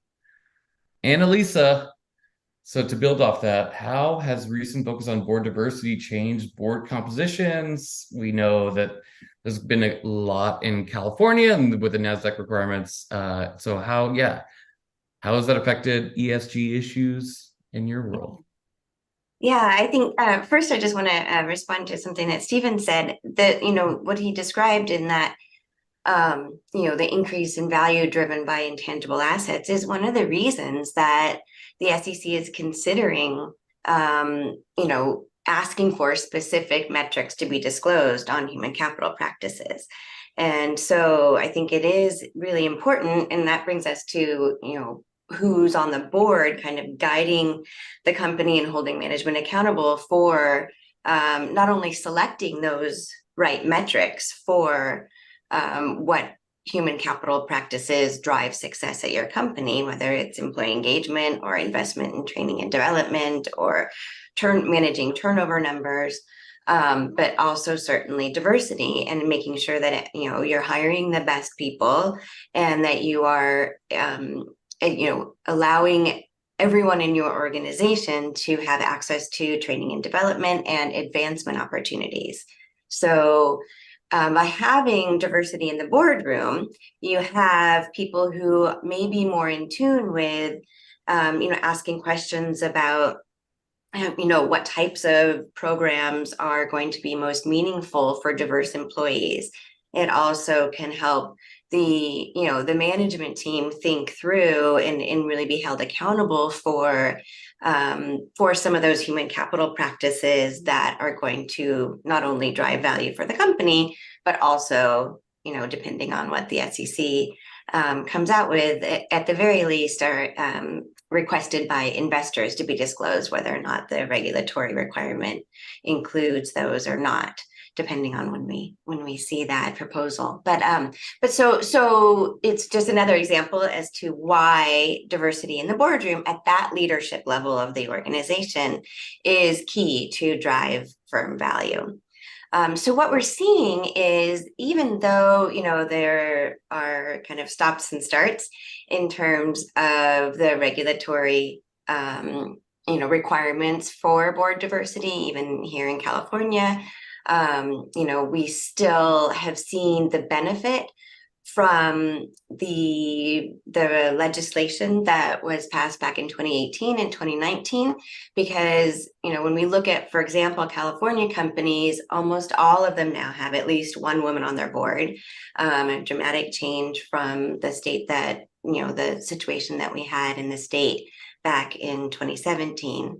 The conversation around board diversity was heightened by the legislation here in California, and certainly the Nasdaq rule has heightened not only the kind of focus on and conversation about identifying director candidates who are diverse, but also about that key disclosure issue. So the first stage of the Nasdaq rule is a disclosure requirement, and disclosing what types of diversity are present in the boardroom. And so by doing so, it sheds light on those boards that do not yet have diversity across a variety of categories, certainly gender, but also race and ethnicity and sexual orientation status. So we're seeing a lot more discussion in boardrooms about the benefits of diversity and how to identify diverse candidates, and how to best utilize those diverse perspectives in boardroom discussions and deliberations, because of all this focus that has been, growing in importance and growing in attention over the last 5 years, but really over the last, decade or two. It's in the numbers. Diversity makes more money. Yeah. Especially without diversity. But yeah. Yeah. What a beautiful bridge to my next question for Amanda. How have public companies been approaching ESG disclosures ahead of the forthcoming climate, human capital, and board diversity rules? It's a very good question. Companies' disclosures are across the map with respect to ESG, with some public companies already reporting under one or more frameworks, some making disclosures that would likely align in principle with the proposed SEC climate disclosures. Other companies are, making little to no disclosure. I would say it's fairly rare to come across a public company that isn't making any disclosures these days. But we do see some that have lighter disclosure or some, qualitative disclosure that's maybe more in the fluffy department. On the preparation front, I'd say we're seeing a fair amount of preparation related to climate disclosure. For example, I have several public companies that have done emissions assessments. Since we do have the proposed SEC climate disclosure rules that indicate at least some of what we'll see in the final requirements, I think companies are really trying to get ahead of what they may have to do in the near term.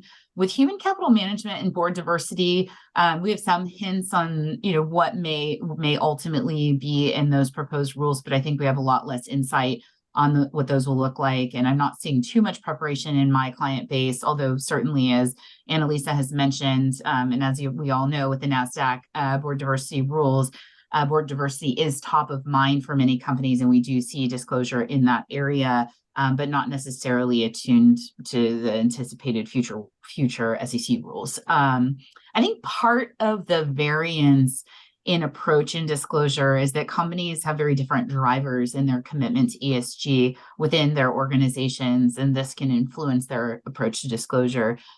So some companies have a strong business case or nexus because their operations have risks and opportunities that directly relate to ESG, climate, for example, and they're part of their enterprise risk management processes disclosed in their risk factors.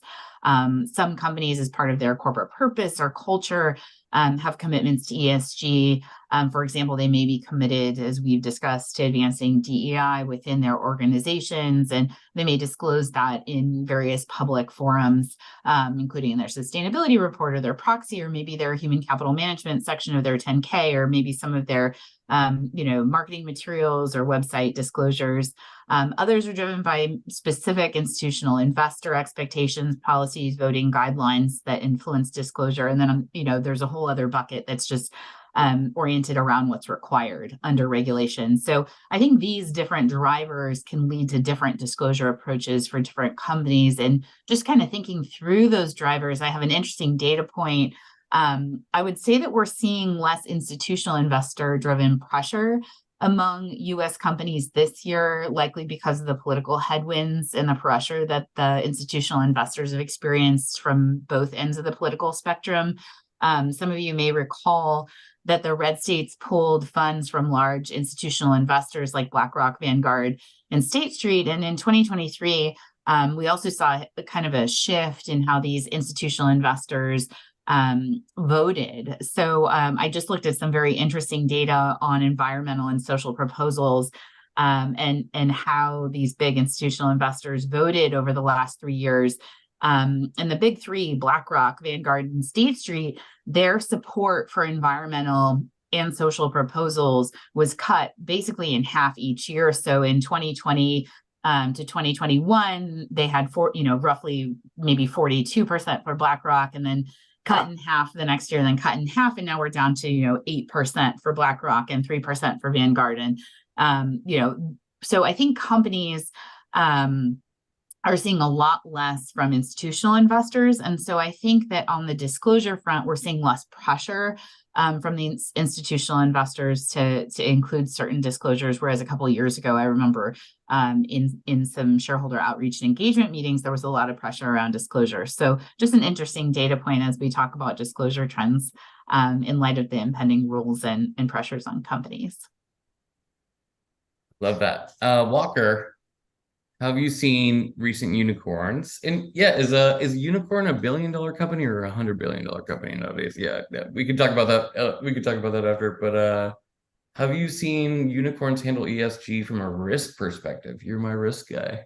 Yeah, let's do that. I first just want to pick up on something Amanda said because that was on my mind as well as I was thinking about this panel. I mean, on the one hand, you have the drop off in proposals that Amanda described. On the other hand, you have Larry Fink from BlackRock still out there saying in June of this year, hey, we still care about ESG. We don't really like using the acronym because it's become so politicized, but these things still matter. And over a long bend of history, these, on climate, on social, on governance, it's going to matter to investors and it matters to the bottom line. And I think that's really the same thesis that underlies the SEC climate rules. When you look at how they justify them, they're not talking about a values-based approach. They're talking about, look, climate, is going to materially impact many companies' futures, and investors are going to care deeply about that. And many do today, and many more will in the future. You're going to need to lean into that. And as Amanda said, different approaches by different public companies. And I promise I'll get to unicorns, but I do think it's a really interesting moment and maybe an inflection point. But I just don't see how, in many ways, these trends are not a one-way ratchet. No matter whether or not we see some pullback here and there based on macro events in the US. The US is obviously, as many folks have said on this call, not the only actor in this place and not the only place with sophisticated institutional investors who are throwing their weight around. So I think it's just a really interesting story to come. For our private company clients who are looking to go public, look, as we all know, the runway to going public has gotten a lot longer in today's capital markets than maybe it was in the past. When you're thinking about how to incorporate ESG into your approach, if you haven't done a lot in that space already, it's a good time to use that time to enhance your preparation for being ready for public company scrutiny. And so, whether or not the disclosure regime at the federal level in the U.S. becomes more specific, or whether you're left in sort of a middle ground where investors may require you to disclose, you may feel like it's important for a variety of reasons to say things about ESG, which most companies say something. You're going to need to know what you want to say and make sure that you have the capacity to make accurate disclosures. And so, for early stage companies, and as you're leveling up, you really just want to put in place those key features of a governance program that allow you to, have an appropriate disclosure process that is really well honed and that operates to keep you out of trouble on the back end. And I can talk about what that looks like a little bit in this space, but I can't emphasize enough how important I think it is to focus on retaining experienced and highly qualified independent board members as soon as you have a good juncture in your business to do so. I think that's one of the biggest risk areas I've seen as an enforcement and litigation lawyer transpire, is where you don't have those folks who have seen things happen before, who have a real voice and can help oversee the business and ensure that you're both driving toward growth and results, but you're also doing it in the right way. And, you know, if you kind of start to impose that framework of ESG oversight early, and you think about what committee are we going to have focused on ESG? Is it going to be at the whole board level? You know, what's the audit committee's role going to be? Where does nominating corporate governance sit? And that's often where you find it in the public company world.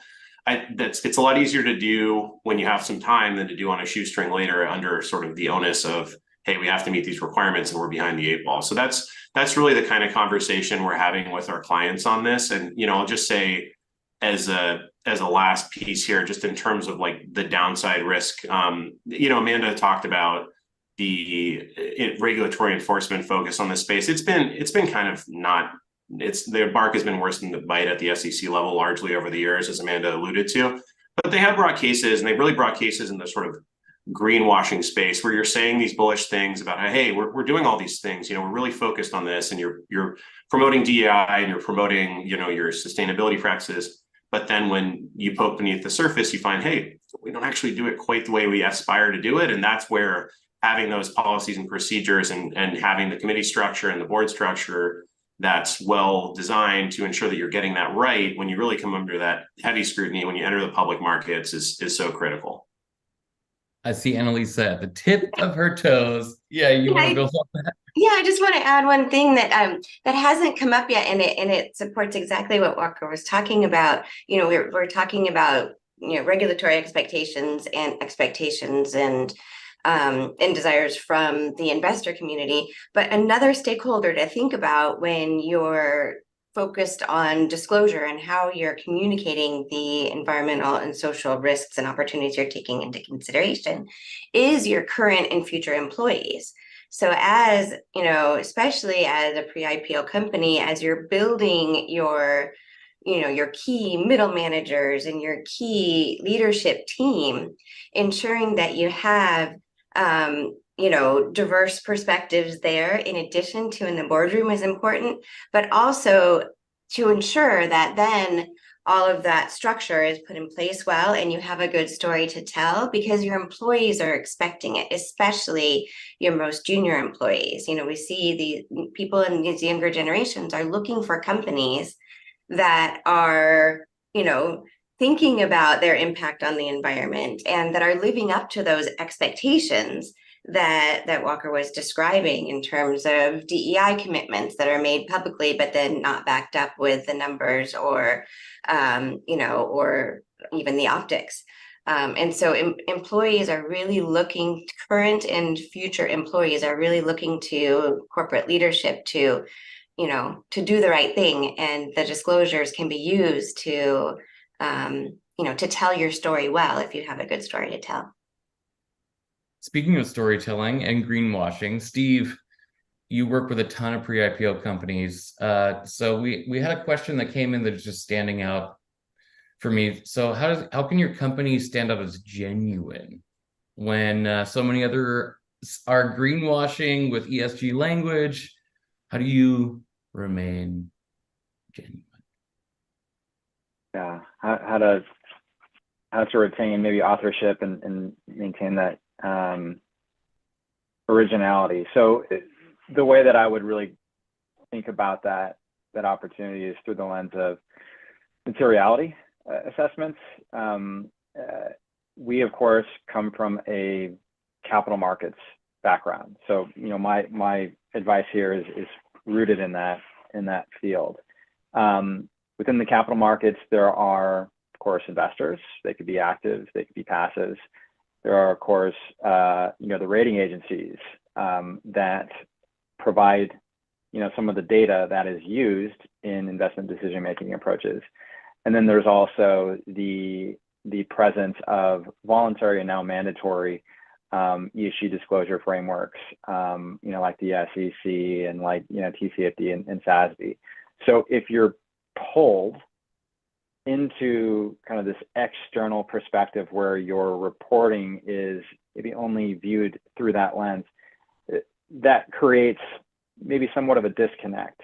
So to maintain that fidelity to who you are as an organization and ensuring that you're not just collecting data for data's sake based off of what maybe some outside or external stakeholders are looking for. Conducting the necessary interviews, conducting the necessary surveys amongst key decision makers. They could be within leadership. Annalise had mentioned maybe even getting the buy-in, right, of middle management, right, the folks that are executing and operationalizing ESG within the organization.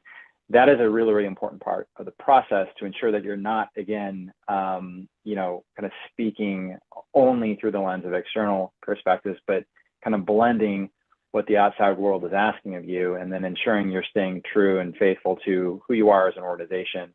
And again, a very common practice that most companies take on that journey is conducting that materiality assessment. Again, for those folks that are interested, I would suggest that you look at maybe a key competitor in your vertical and look at their ESG report, right?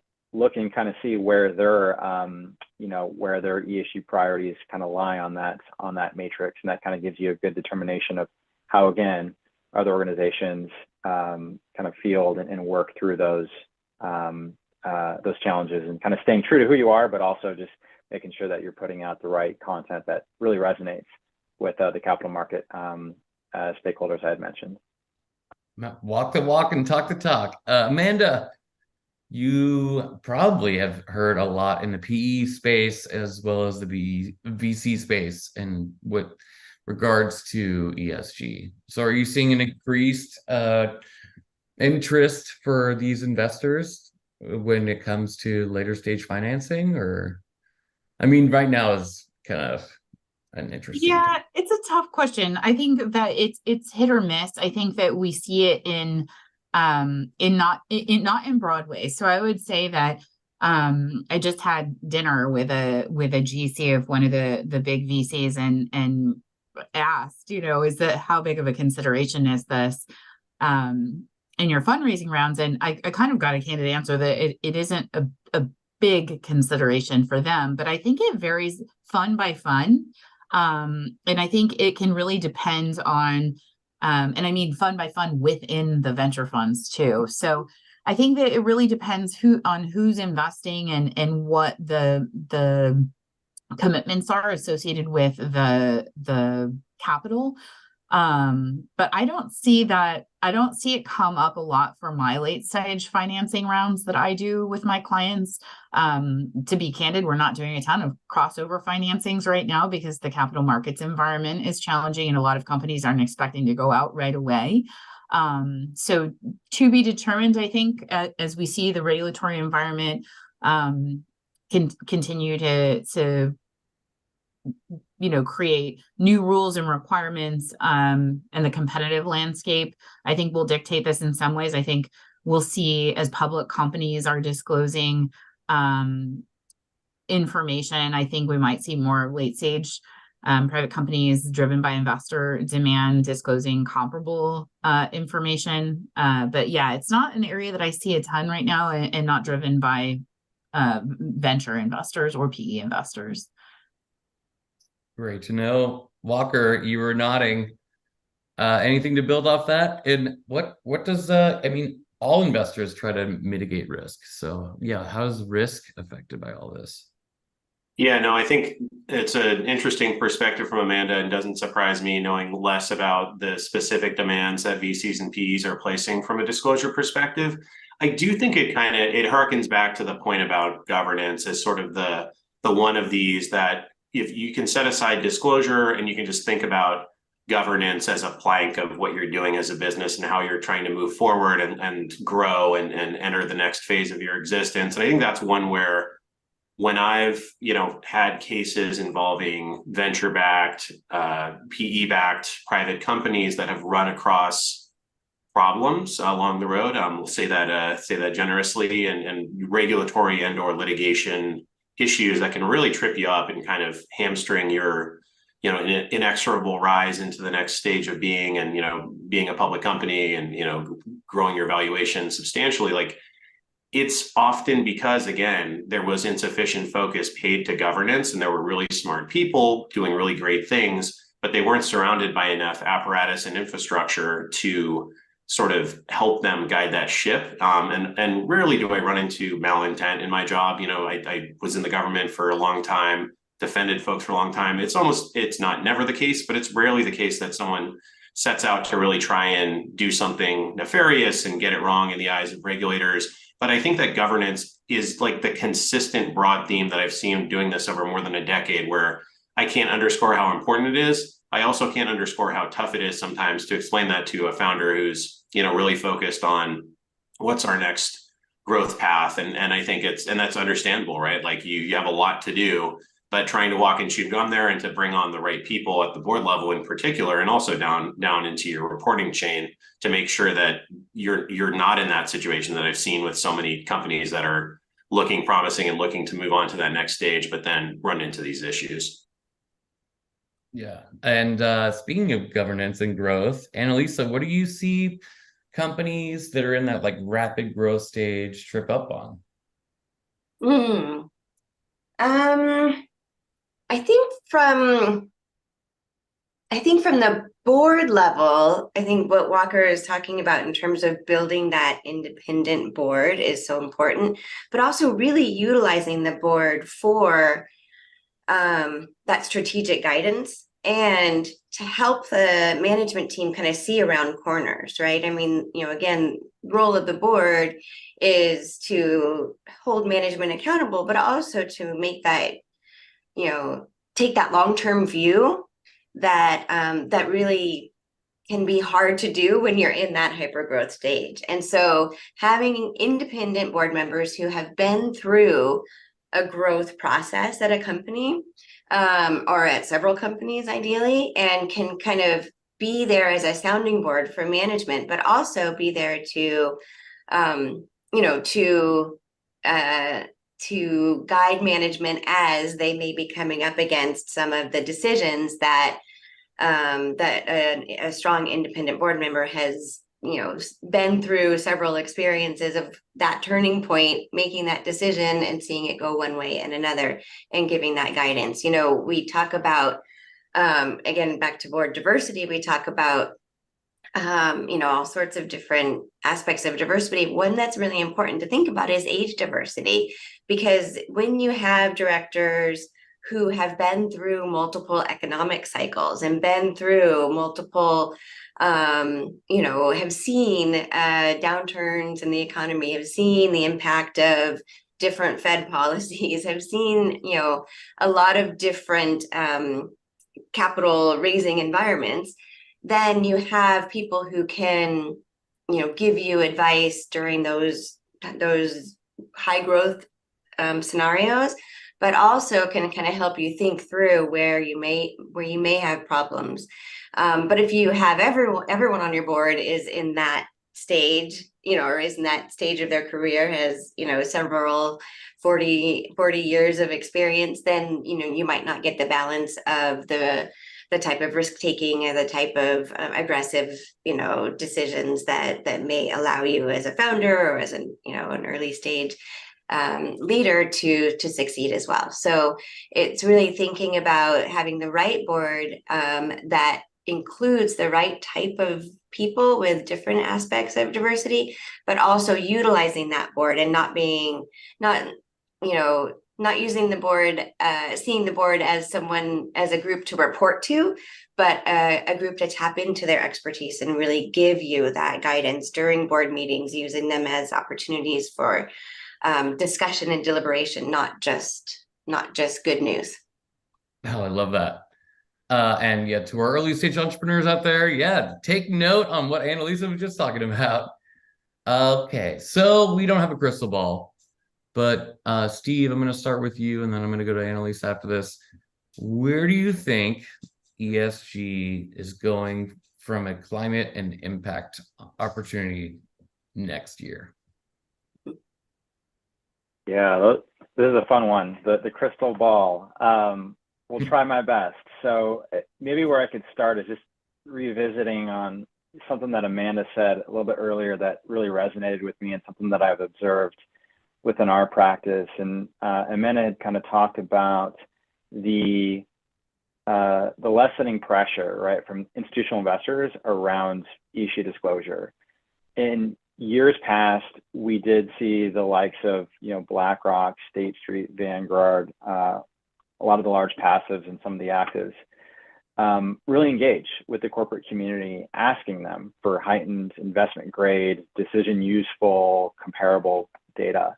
One thing that's changed a little bit is in the kind of lessening of that institutional investor pressure, we have seen the emergence of corporate to corporate engagements. And what I mean by that is a lot of larger enterprise customers are now reaching out to the companies we've worked with, asking them, hey, we're trying to get a handle of, our, broader value chain. You're a key, component or, cog within that wheel.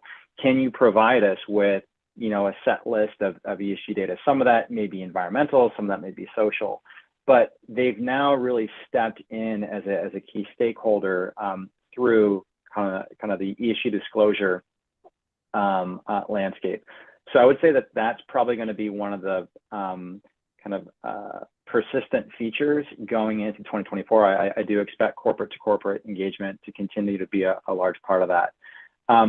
But then the other thing I think that's worth sharing is just the, let's say, the commoditization of ESG data. In fact, for folks that are interested, Goldman ran an interesting study a while ago where they ran a meta-analysis and evaluated all the ESG data that's out there, and evaluated quite a few ESG data providers. And what they found was about 70% of ESG data in the entire world right now is categorized or classified as Boolean, right? So true, false, does a company have a policy on, say, human rights or an ethics policy? The next 20, 25% or so of ESG data was quantitative in nature, but more backwards looking, right? And then the smaller percentage, only about 5% of ESG data out there was quantitative targets. So going back to the original question that was posed, how do I kind of see ESG disclosure trends changing from a climate and impact opportunity next year? A lot of companies will put out kind of standardized, metricized, if that's even a word, ESG KPIs next year. And so what's going to be really important is what differentiates company A from company B if they both have comparable or highly similar, maybe scope 1 or scope 2 related emissions. And so that kind of goes back to the strength of transition plans, how management's really thinking about migrating and capitalizing on the climate opportunity in front of them. And so I think transition plans, right? If I have to be more succinct in my answer, transition plans will be a larger part of the ESG disclosure landscape next year, as opposed to just the, call it, capture of standardized ESG KPIs next year. But it'll be interesting to see. Curious to hear what other folks are. Oh no, yeah, of course. Yeah. Anybody got anything to add there? I've got a corporate governance question for Annalisa. Where do you think it's going next year? Yeah, so my answer for the crystal ball is that I think we're going to see a lot more interest in education on environmental, climate risk issues and social issues as well. But specifically when it comes to, really as business leaders, so board members, we see in our portfolio company survey that directors indicated that they are really looking for more education on understanding how climate change may impact the operations of the business, in the short, medium, and long term. And so I think, they're looking to that from management. They're looking to learn from management how they're addressing it internally at the company specifically, but also, from the bigger picture, really understanding, how businesses can succeed in a changing environment scenario. And so I think that we're going to see more interest among directors in, environmental impact training. There are many programs available, but also I think that as managers, as executives, knowing that your board is looking for that type of information, first of all, requires you to also become conversant and understand all the aspects of it, which you'll, ideally be doing in order to comply with the disclosure requirements, but also to integrate it into the strategy of your business. And so I think that hopefully we will be in a, more informed scenario next year, so that a lot more business leaders are able to make, much more strategic decisions about how business needs to change in order to accommodate the situation we find ourselves in when it relates to climate change. Yeah, and I think what Steve was alluding to is similar to you are what you eat, you are what you buy, and who you work with. So I think there's a lot more stakeholder influence on that. Amanda, yeah, there's a lot going on in the regulatory environment. What do you think? What is your crystal ball that we don't obviously have? Think about it. Sure. So I think we'll have the SEC climate disclosure rules before this time next year, which I hope is not an overly aggressive prediction, but we have seen them delayed a couple of times. So no promises, but I do think that we can expect them soon-ish. And I think they'll be scaled back a bit from the proposed rules. I think we might see some scaling back on the scope 3 and the financial footnote disclosure areas. That's my prediction. I think we will definitely see legal challenges to the California rules. We may see legal challenge to the SEC climate rules. I think we will continue to see companies prepare for compliance with the European requirements. I think that there hasn't been any slowing on that front if companies fall within scope. And I think it'll be a really interesting year. I think we have a highly polarized political climate, and I think that ESG often is a topic that falls right in the middle of many debates. And so I don't think that it will necessarily shape much more in the regulatory environment than I've already predicted, but I think it will be a very interesting year for companies and investors to figure out how to navigate and what they want to say publicly. Totally. Walker, from a risk and insurance governance perspective, what do you think is in your crystal ball? Yeah, so looking into my crystal ball, I think we can think about risk in a couple of ways, right? So one is the risk of capital flight, consumer, customer behavior that's adverse to your brand if you're customer facing, and then the risk that I predominantly focus on, which is regulatory and litigation risk. On the first piece of that, and thinking about social, and then I want to talk about climate on the regulatory and litigation risk front. I think it's just going to continue to be the case that as significant, noteworthy, top of mind issues arise for the public, there's going to be lots of pressure on companies to pick a lane where they have a brand that's well known, where they are, of a class of company. And I think this includes a lot of prominent private companies at this stage who are, being looked to by customers, by investors, by the public to say something and to pick a side. It's so fraught. We talk to our boards about that, and some boards, are looking at how do we better institutionalize our decisional process around this and say, this is when we are never going to speak about something, and this is when we are. But I think it's just, I see tons of risk there. I see lots of lose-lose scenarios for companies. I think it's something to lean heavily on outside advisors and tread carefully where you can, consistent with your values. And there may be instances where, based on who you are as a company and a leadership team, you feel like you're going to say something, but it's never without risk. And then on the litigation regulatory front, when we think about, so I think if the climate rules are adopted, and I trust Amanda's instinct on this, someday they're really trudging along very slowly here at the SEC side. that just supercharges the litigation and regulatory enforcement risk environment. And it always does when the SEC demands disclosure. And I'll tell you kind of the one weird trick that plaintiffs and the SEC love to use in the securities space. It's not very sophisticated, but they rinse and repeat it ad nauseum. So the climate rules as currently constituted require you to disclose material risks to your business from climate, right? And paraphrasing, you go ahead and you do that and you disclose some hypothetical risks. It may be the case that X results in a material, negative impact on our business. Then at some point in time, you start to see those risks actually transpire for your business. If you're not, and even if you are completely on top of your disclosure process, the theory that the government and plaintiffs will bring is, you said this was hypothetical, but it happened. You lied to us. And that is just like a rinse and repeat case that is brought. And it's really the risks there, I think, are heightened when you have required disclosures and you have to be talking consistently about hypothetical risks or risks that you think you perceive in the future.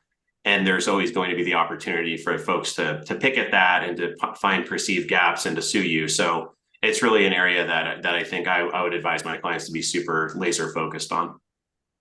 Love that. I'm going to do a slight pivot in my questions because before we get to your key takeaways, have you seen AI, this big wave, affect anything across your desk when it comes to ESG reporting? Let's see, Amanda, I'll start with you, then go to Steve.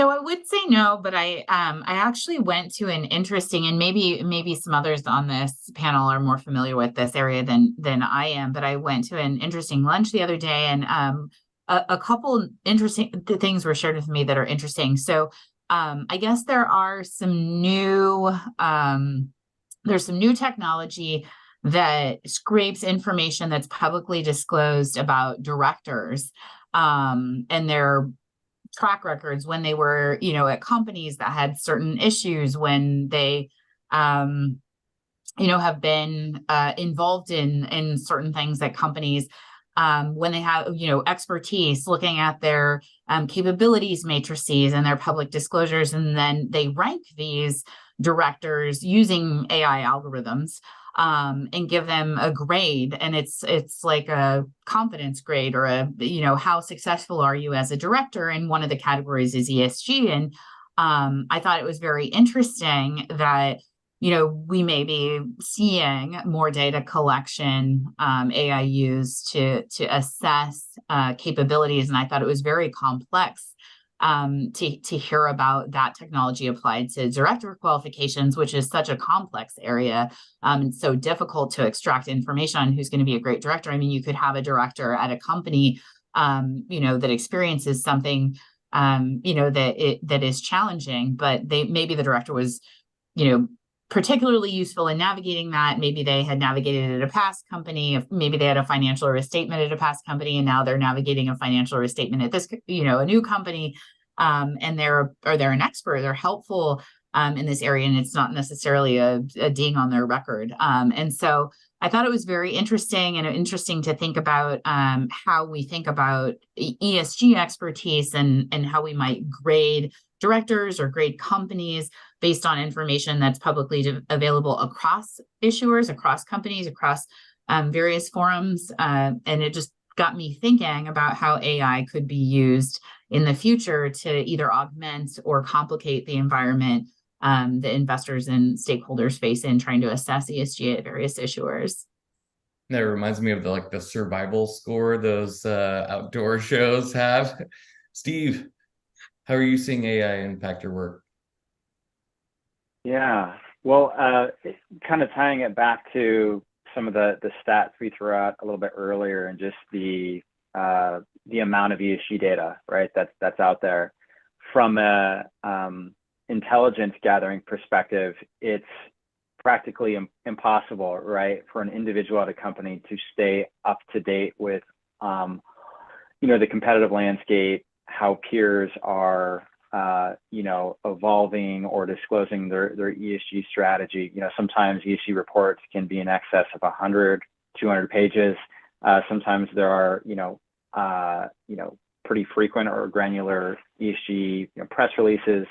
So where I've seen AI, come in to disrupt, call it the sustainability professional workflow, is leveraging AI tools to scrape, consolidate, aggregate, and then taxonomize insights that allow sustainability professionals to see how peer ESG strategies are evolving in real time. And so we've spent some time really evaluating that market. It's a really interesting opportunity in that, again, sustainability professionals aren't spending all their time anymore reading through reports, but rather leveraging AI tools to scrape the most salient points and really understanding how their ESG strategy compares relative to other competitors in the space. So that's kind of how we've seen AI disrupt certain workflows within ESG. Yeah, I've read those FASB and GRI reports, and they're long. So yeah, having something to give me a little summary. Annalisa. Yeah, so we're seeing boards think about AI in a few different ways. One, obviously, is the risks that that the employees utilizing AI can lead to. So, for example, ensuring that the company has strong protocols in place to ensure that confidential information, strategic, competitive information isn't put into the AI universe and then accessible, externally, right? So because AI is only as smart as the information that goes into it, a lot of people who may be using it seemingly, to automate a task and, seemingly innocently may inadvertently be informing, the rest of the universe, the rest of the internet community about competitive practices, et cetera. So that's, making sure that already those types of policies are in place. That's an immediate risk that boards are thinking about. But bigger, longer term issues, thinking about, whether or not the company has the right management and the right leaders in the management team who are able to keep on top of the risks and opportunities that, AI and any other new technologies can provide to the company. And then also ensuring that capital allocation decisions are made to make the right investments, whether it's in human resources, in technology experts, and in infrastructure. But then also kind of thinking about how it's going to impact how work is done at the company. Short-term decisions can be made that we no longer need this entire group of lower level employee because all of that work can be done by AI, helping management think through those type of snap decisions and ensuring that they are going to, drive short-term, but also long-term performance, right? So, we're even seeing, discussions when we think about human resources and employee engagement, how is the kind of concern among your employees about their job security or changing job or expectations about how they will be expected to work. How is that impacting their productivity currently?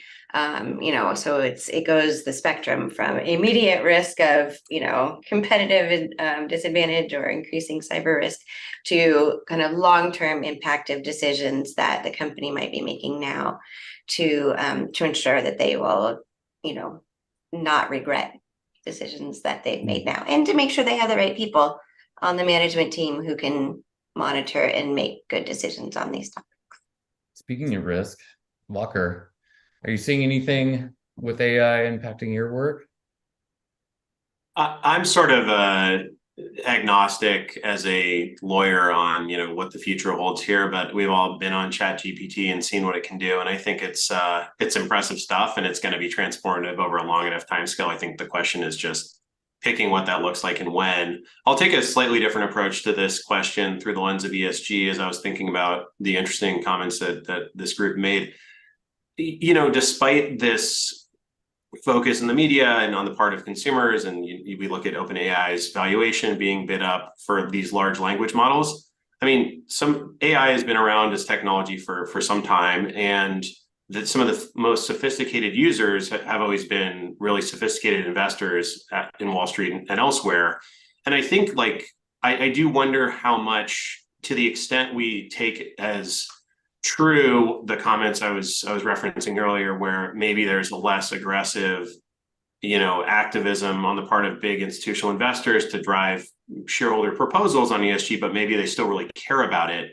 What analytics are they accessing at these sophisticated shops to assess your focus on these areas, and specifically climate risks, I think, where maybe you can really leverage AI to say some interesting things about which companies are going to be most impacted over the long to medium term, as we see increased natural disasters and we see other climate impacts and we see the transition away from fossil fuels. If I were sitting in one of those seats, again, there's a reason I'm not, and I do things that are a little more simple, but I would absolutely be having that conversation. I'm sure they have been for some time. Super helpful. All right, well, we're almost at time, but if somebody was going to dial into the last 5 minutes, I'm going to start with Amanda, Steve, and Elisa, and then we'll round out with Walker. What's one key takeaway that you want our pre-IPO companies to take away today? Yeah, I think my takeaway would be informed, and this will duplicate some of the information you've heard from the other panelists throughout the panel today. But know your peers' practices, know your investor positions, know your stakeholders, know the leverage that they can utilize, know your internal capabilities, know your ESG data, including the integrity of your data, know your governance and oversight structure, know where you have gaps and weaknesses, know the rules. Just make sure to be informed so that any decision making you do undertake is done with the highest amount of information available to you. Love it. Steve? Yeah, I would say doing ESG in isolation is a recipe for failure, right? This is a multidisciplinary field that requires the support of multiple groups within an organization. So don't feel like you have to tackle this on your own. Any successful endeavor has, buy-in and endorsement at the highest levels of an organization. So, last thought here is really around, collaborating with those key decision makers, whether those are internal champions in HR, finance, sales in particular. I think that's a group that doesn't get as much maybe airtime in these ESG conversations. These are the folks that can help bring in revenue, right, and insights from your customer base. So finding those internal champions within the sales organization is another, I think, important part. And then other folks, right, that are working maybe in procurement or legal, and as you get ready for the big show and maybe bring in someone with an IR background, really making sure that you have that collaborative effort and don't feel like you have to take this on by yourself. People, you'd be surprised, are very willing to share knowledge and kind of bring their enthusiasm around the broader sustainability theme here. So I would say find those internal champions and work together, knowing that this is a team effort. Well said. And Elisa? I would say to develop a board that is independent and diverse, that you can really nurture and use to guide strategy, but also to help you think about how ESG issues should be integrated into the operations of your business. And also to help you think about the impact of the decisions you're making today, and how they will impact all of your stakeholders over the long term. Perfect. Walker, round us out. Practice what you preach, and think carefully about what you're going to preach. I think that can start early, as we've been talking about. I think it's supported by all the things that my co-panelists have been saying. You have to have a ground-up approach. You also have to have the appropriate supervisory structure at the board level. And you really have to give this some mind share, even in an environment of hyper growth, even in an environment of, challenges to your business, it's important, and it's one that from a risk perspective can definitely trip you up. So spend the time now and get it right. What a way to round us out. Well, thank you so much, Amanda, Steve, Annalisa, Walker, for sharing your expertise on this arena. And thank you, everyone, for joining this ESG Bootcamp. We hope to see you online soon. But yeah, again, Amanda, Steve, Annalisa, Walker, really appreciate you sharing your expertise. Hopefully everyone found value, and I did.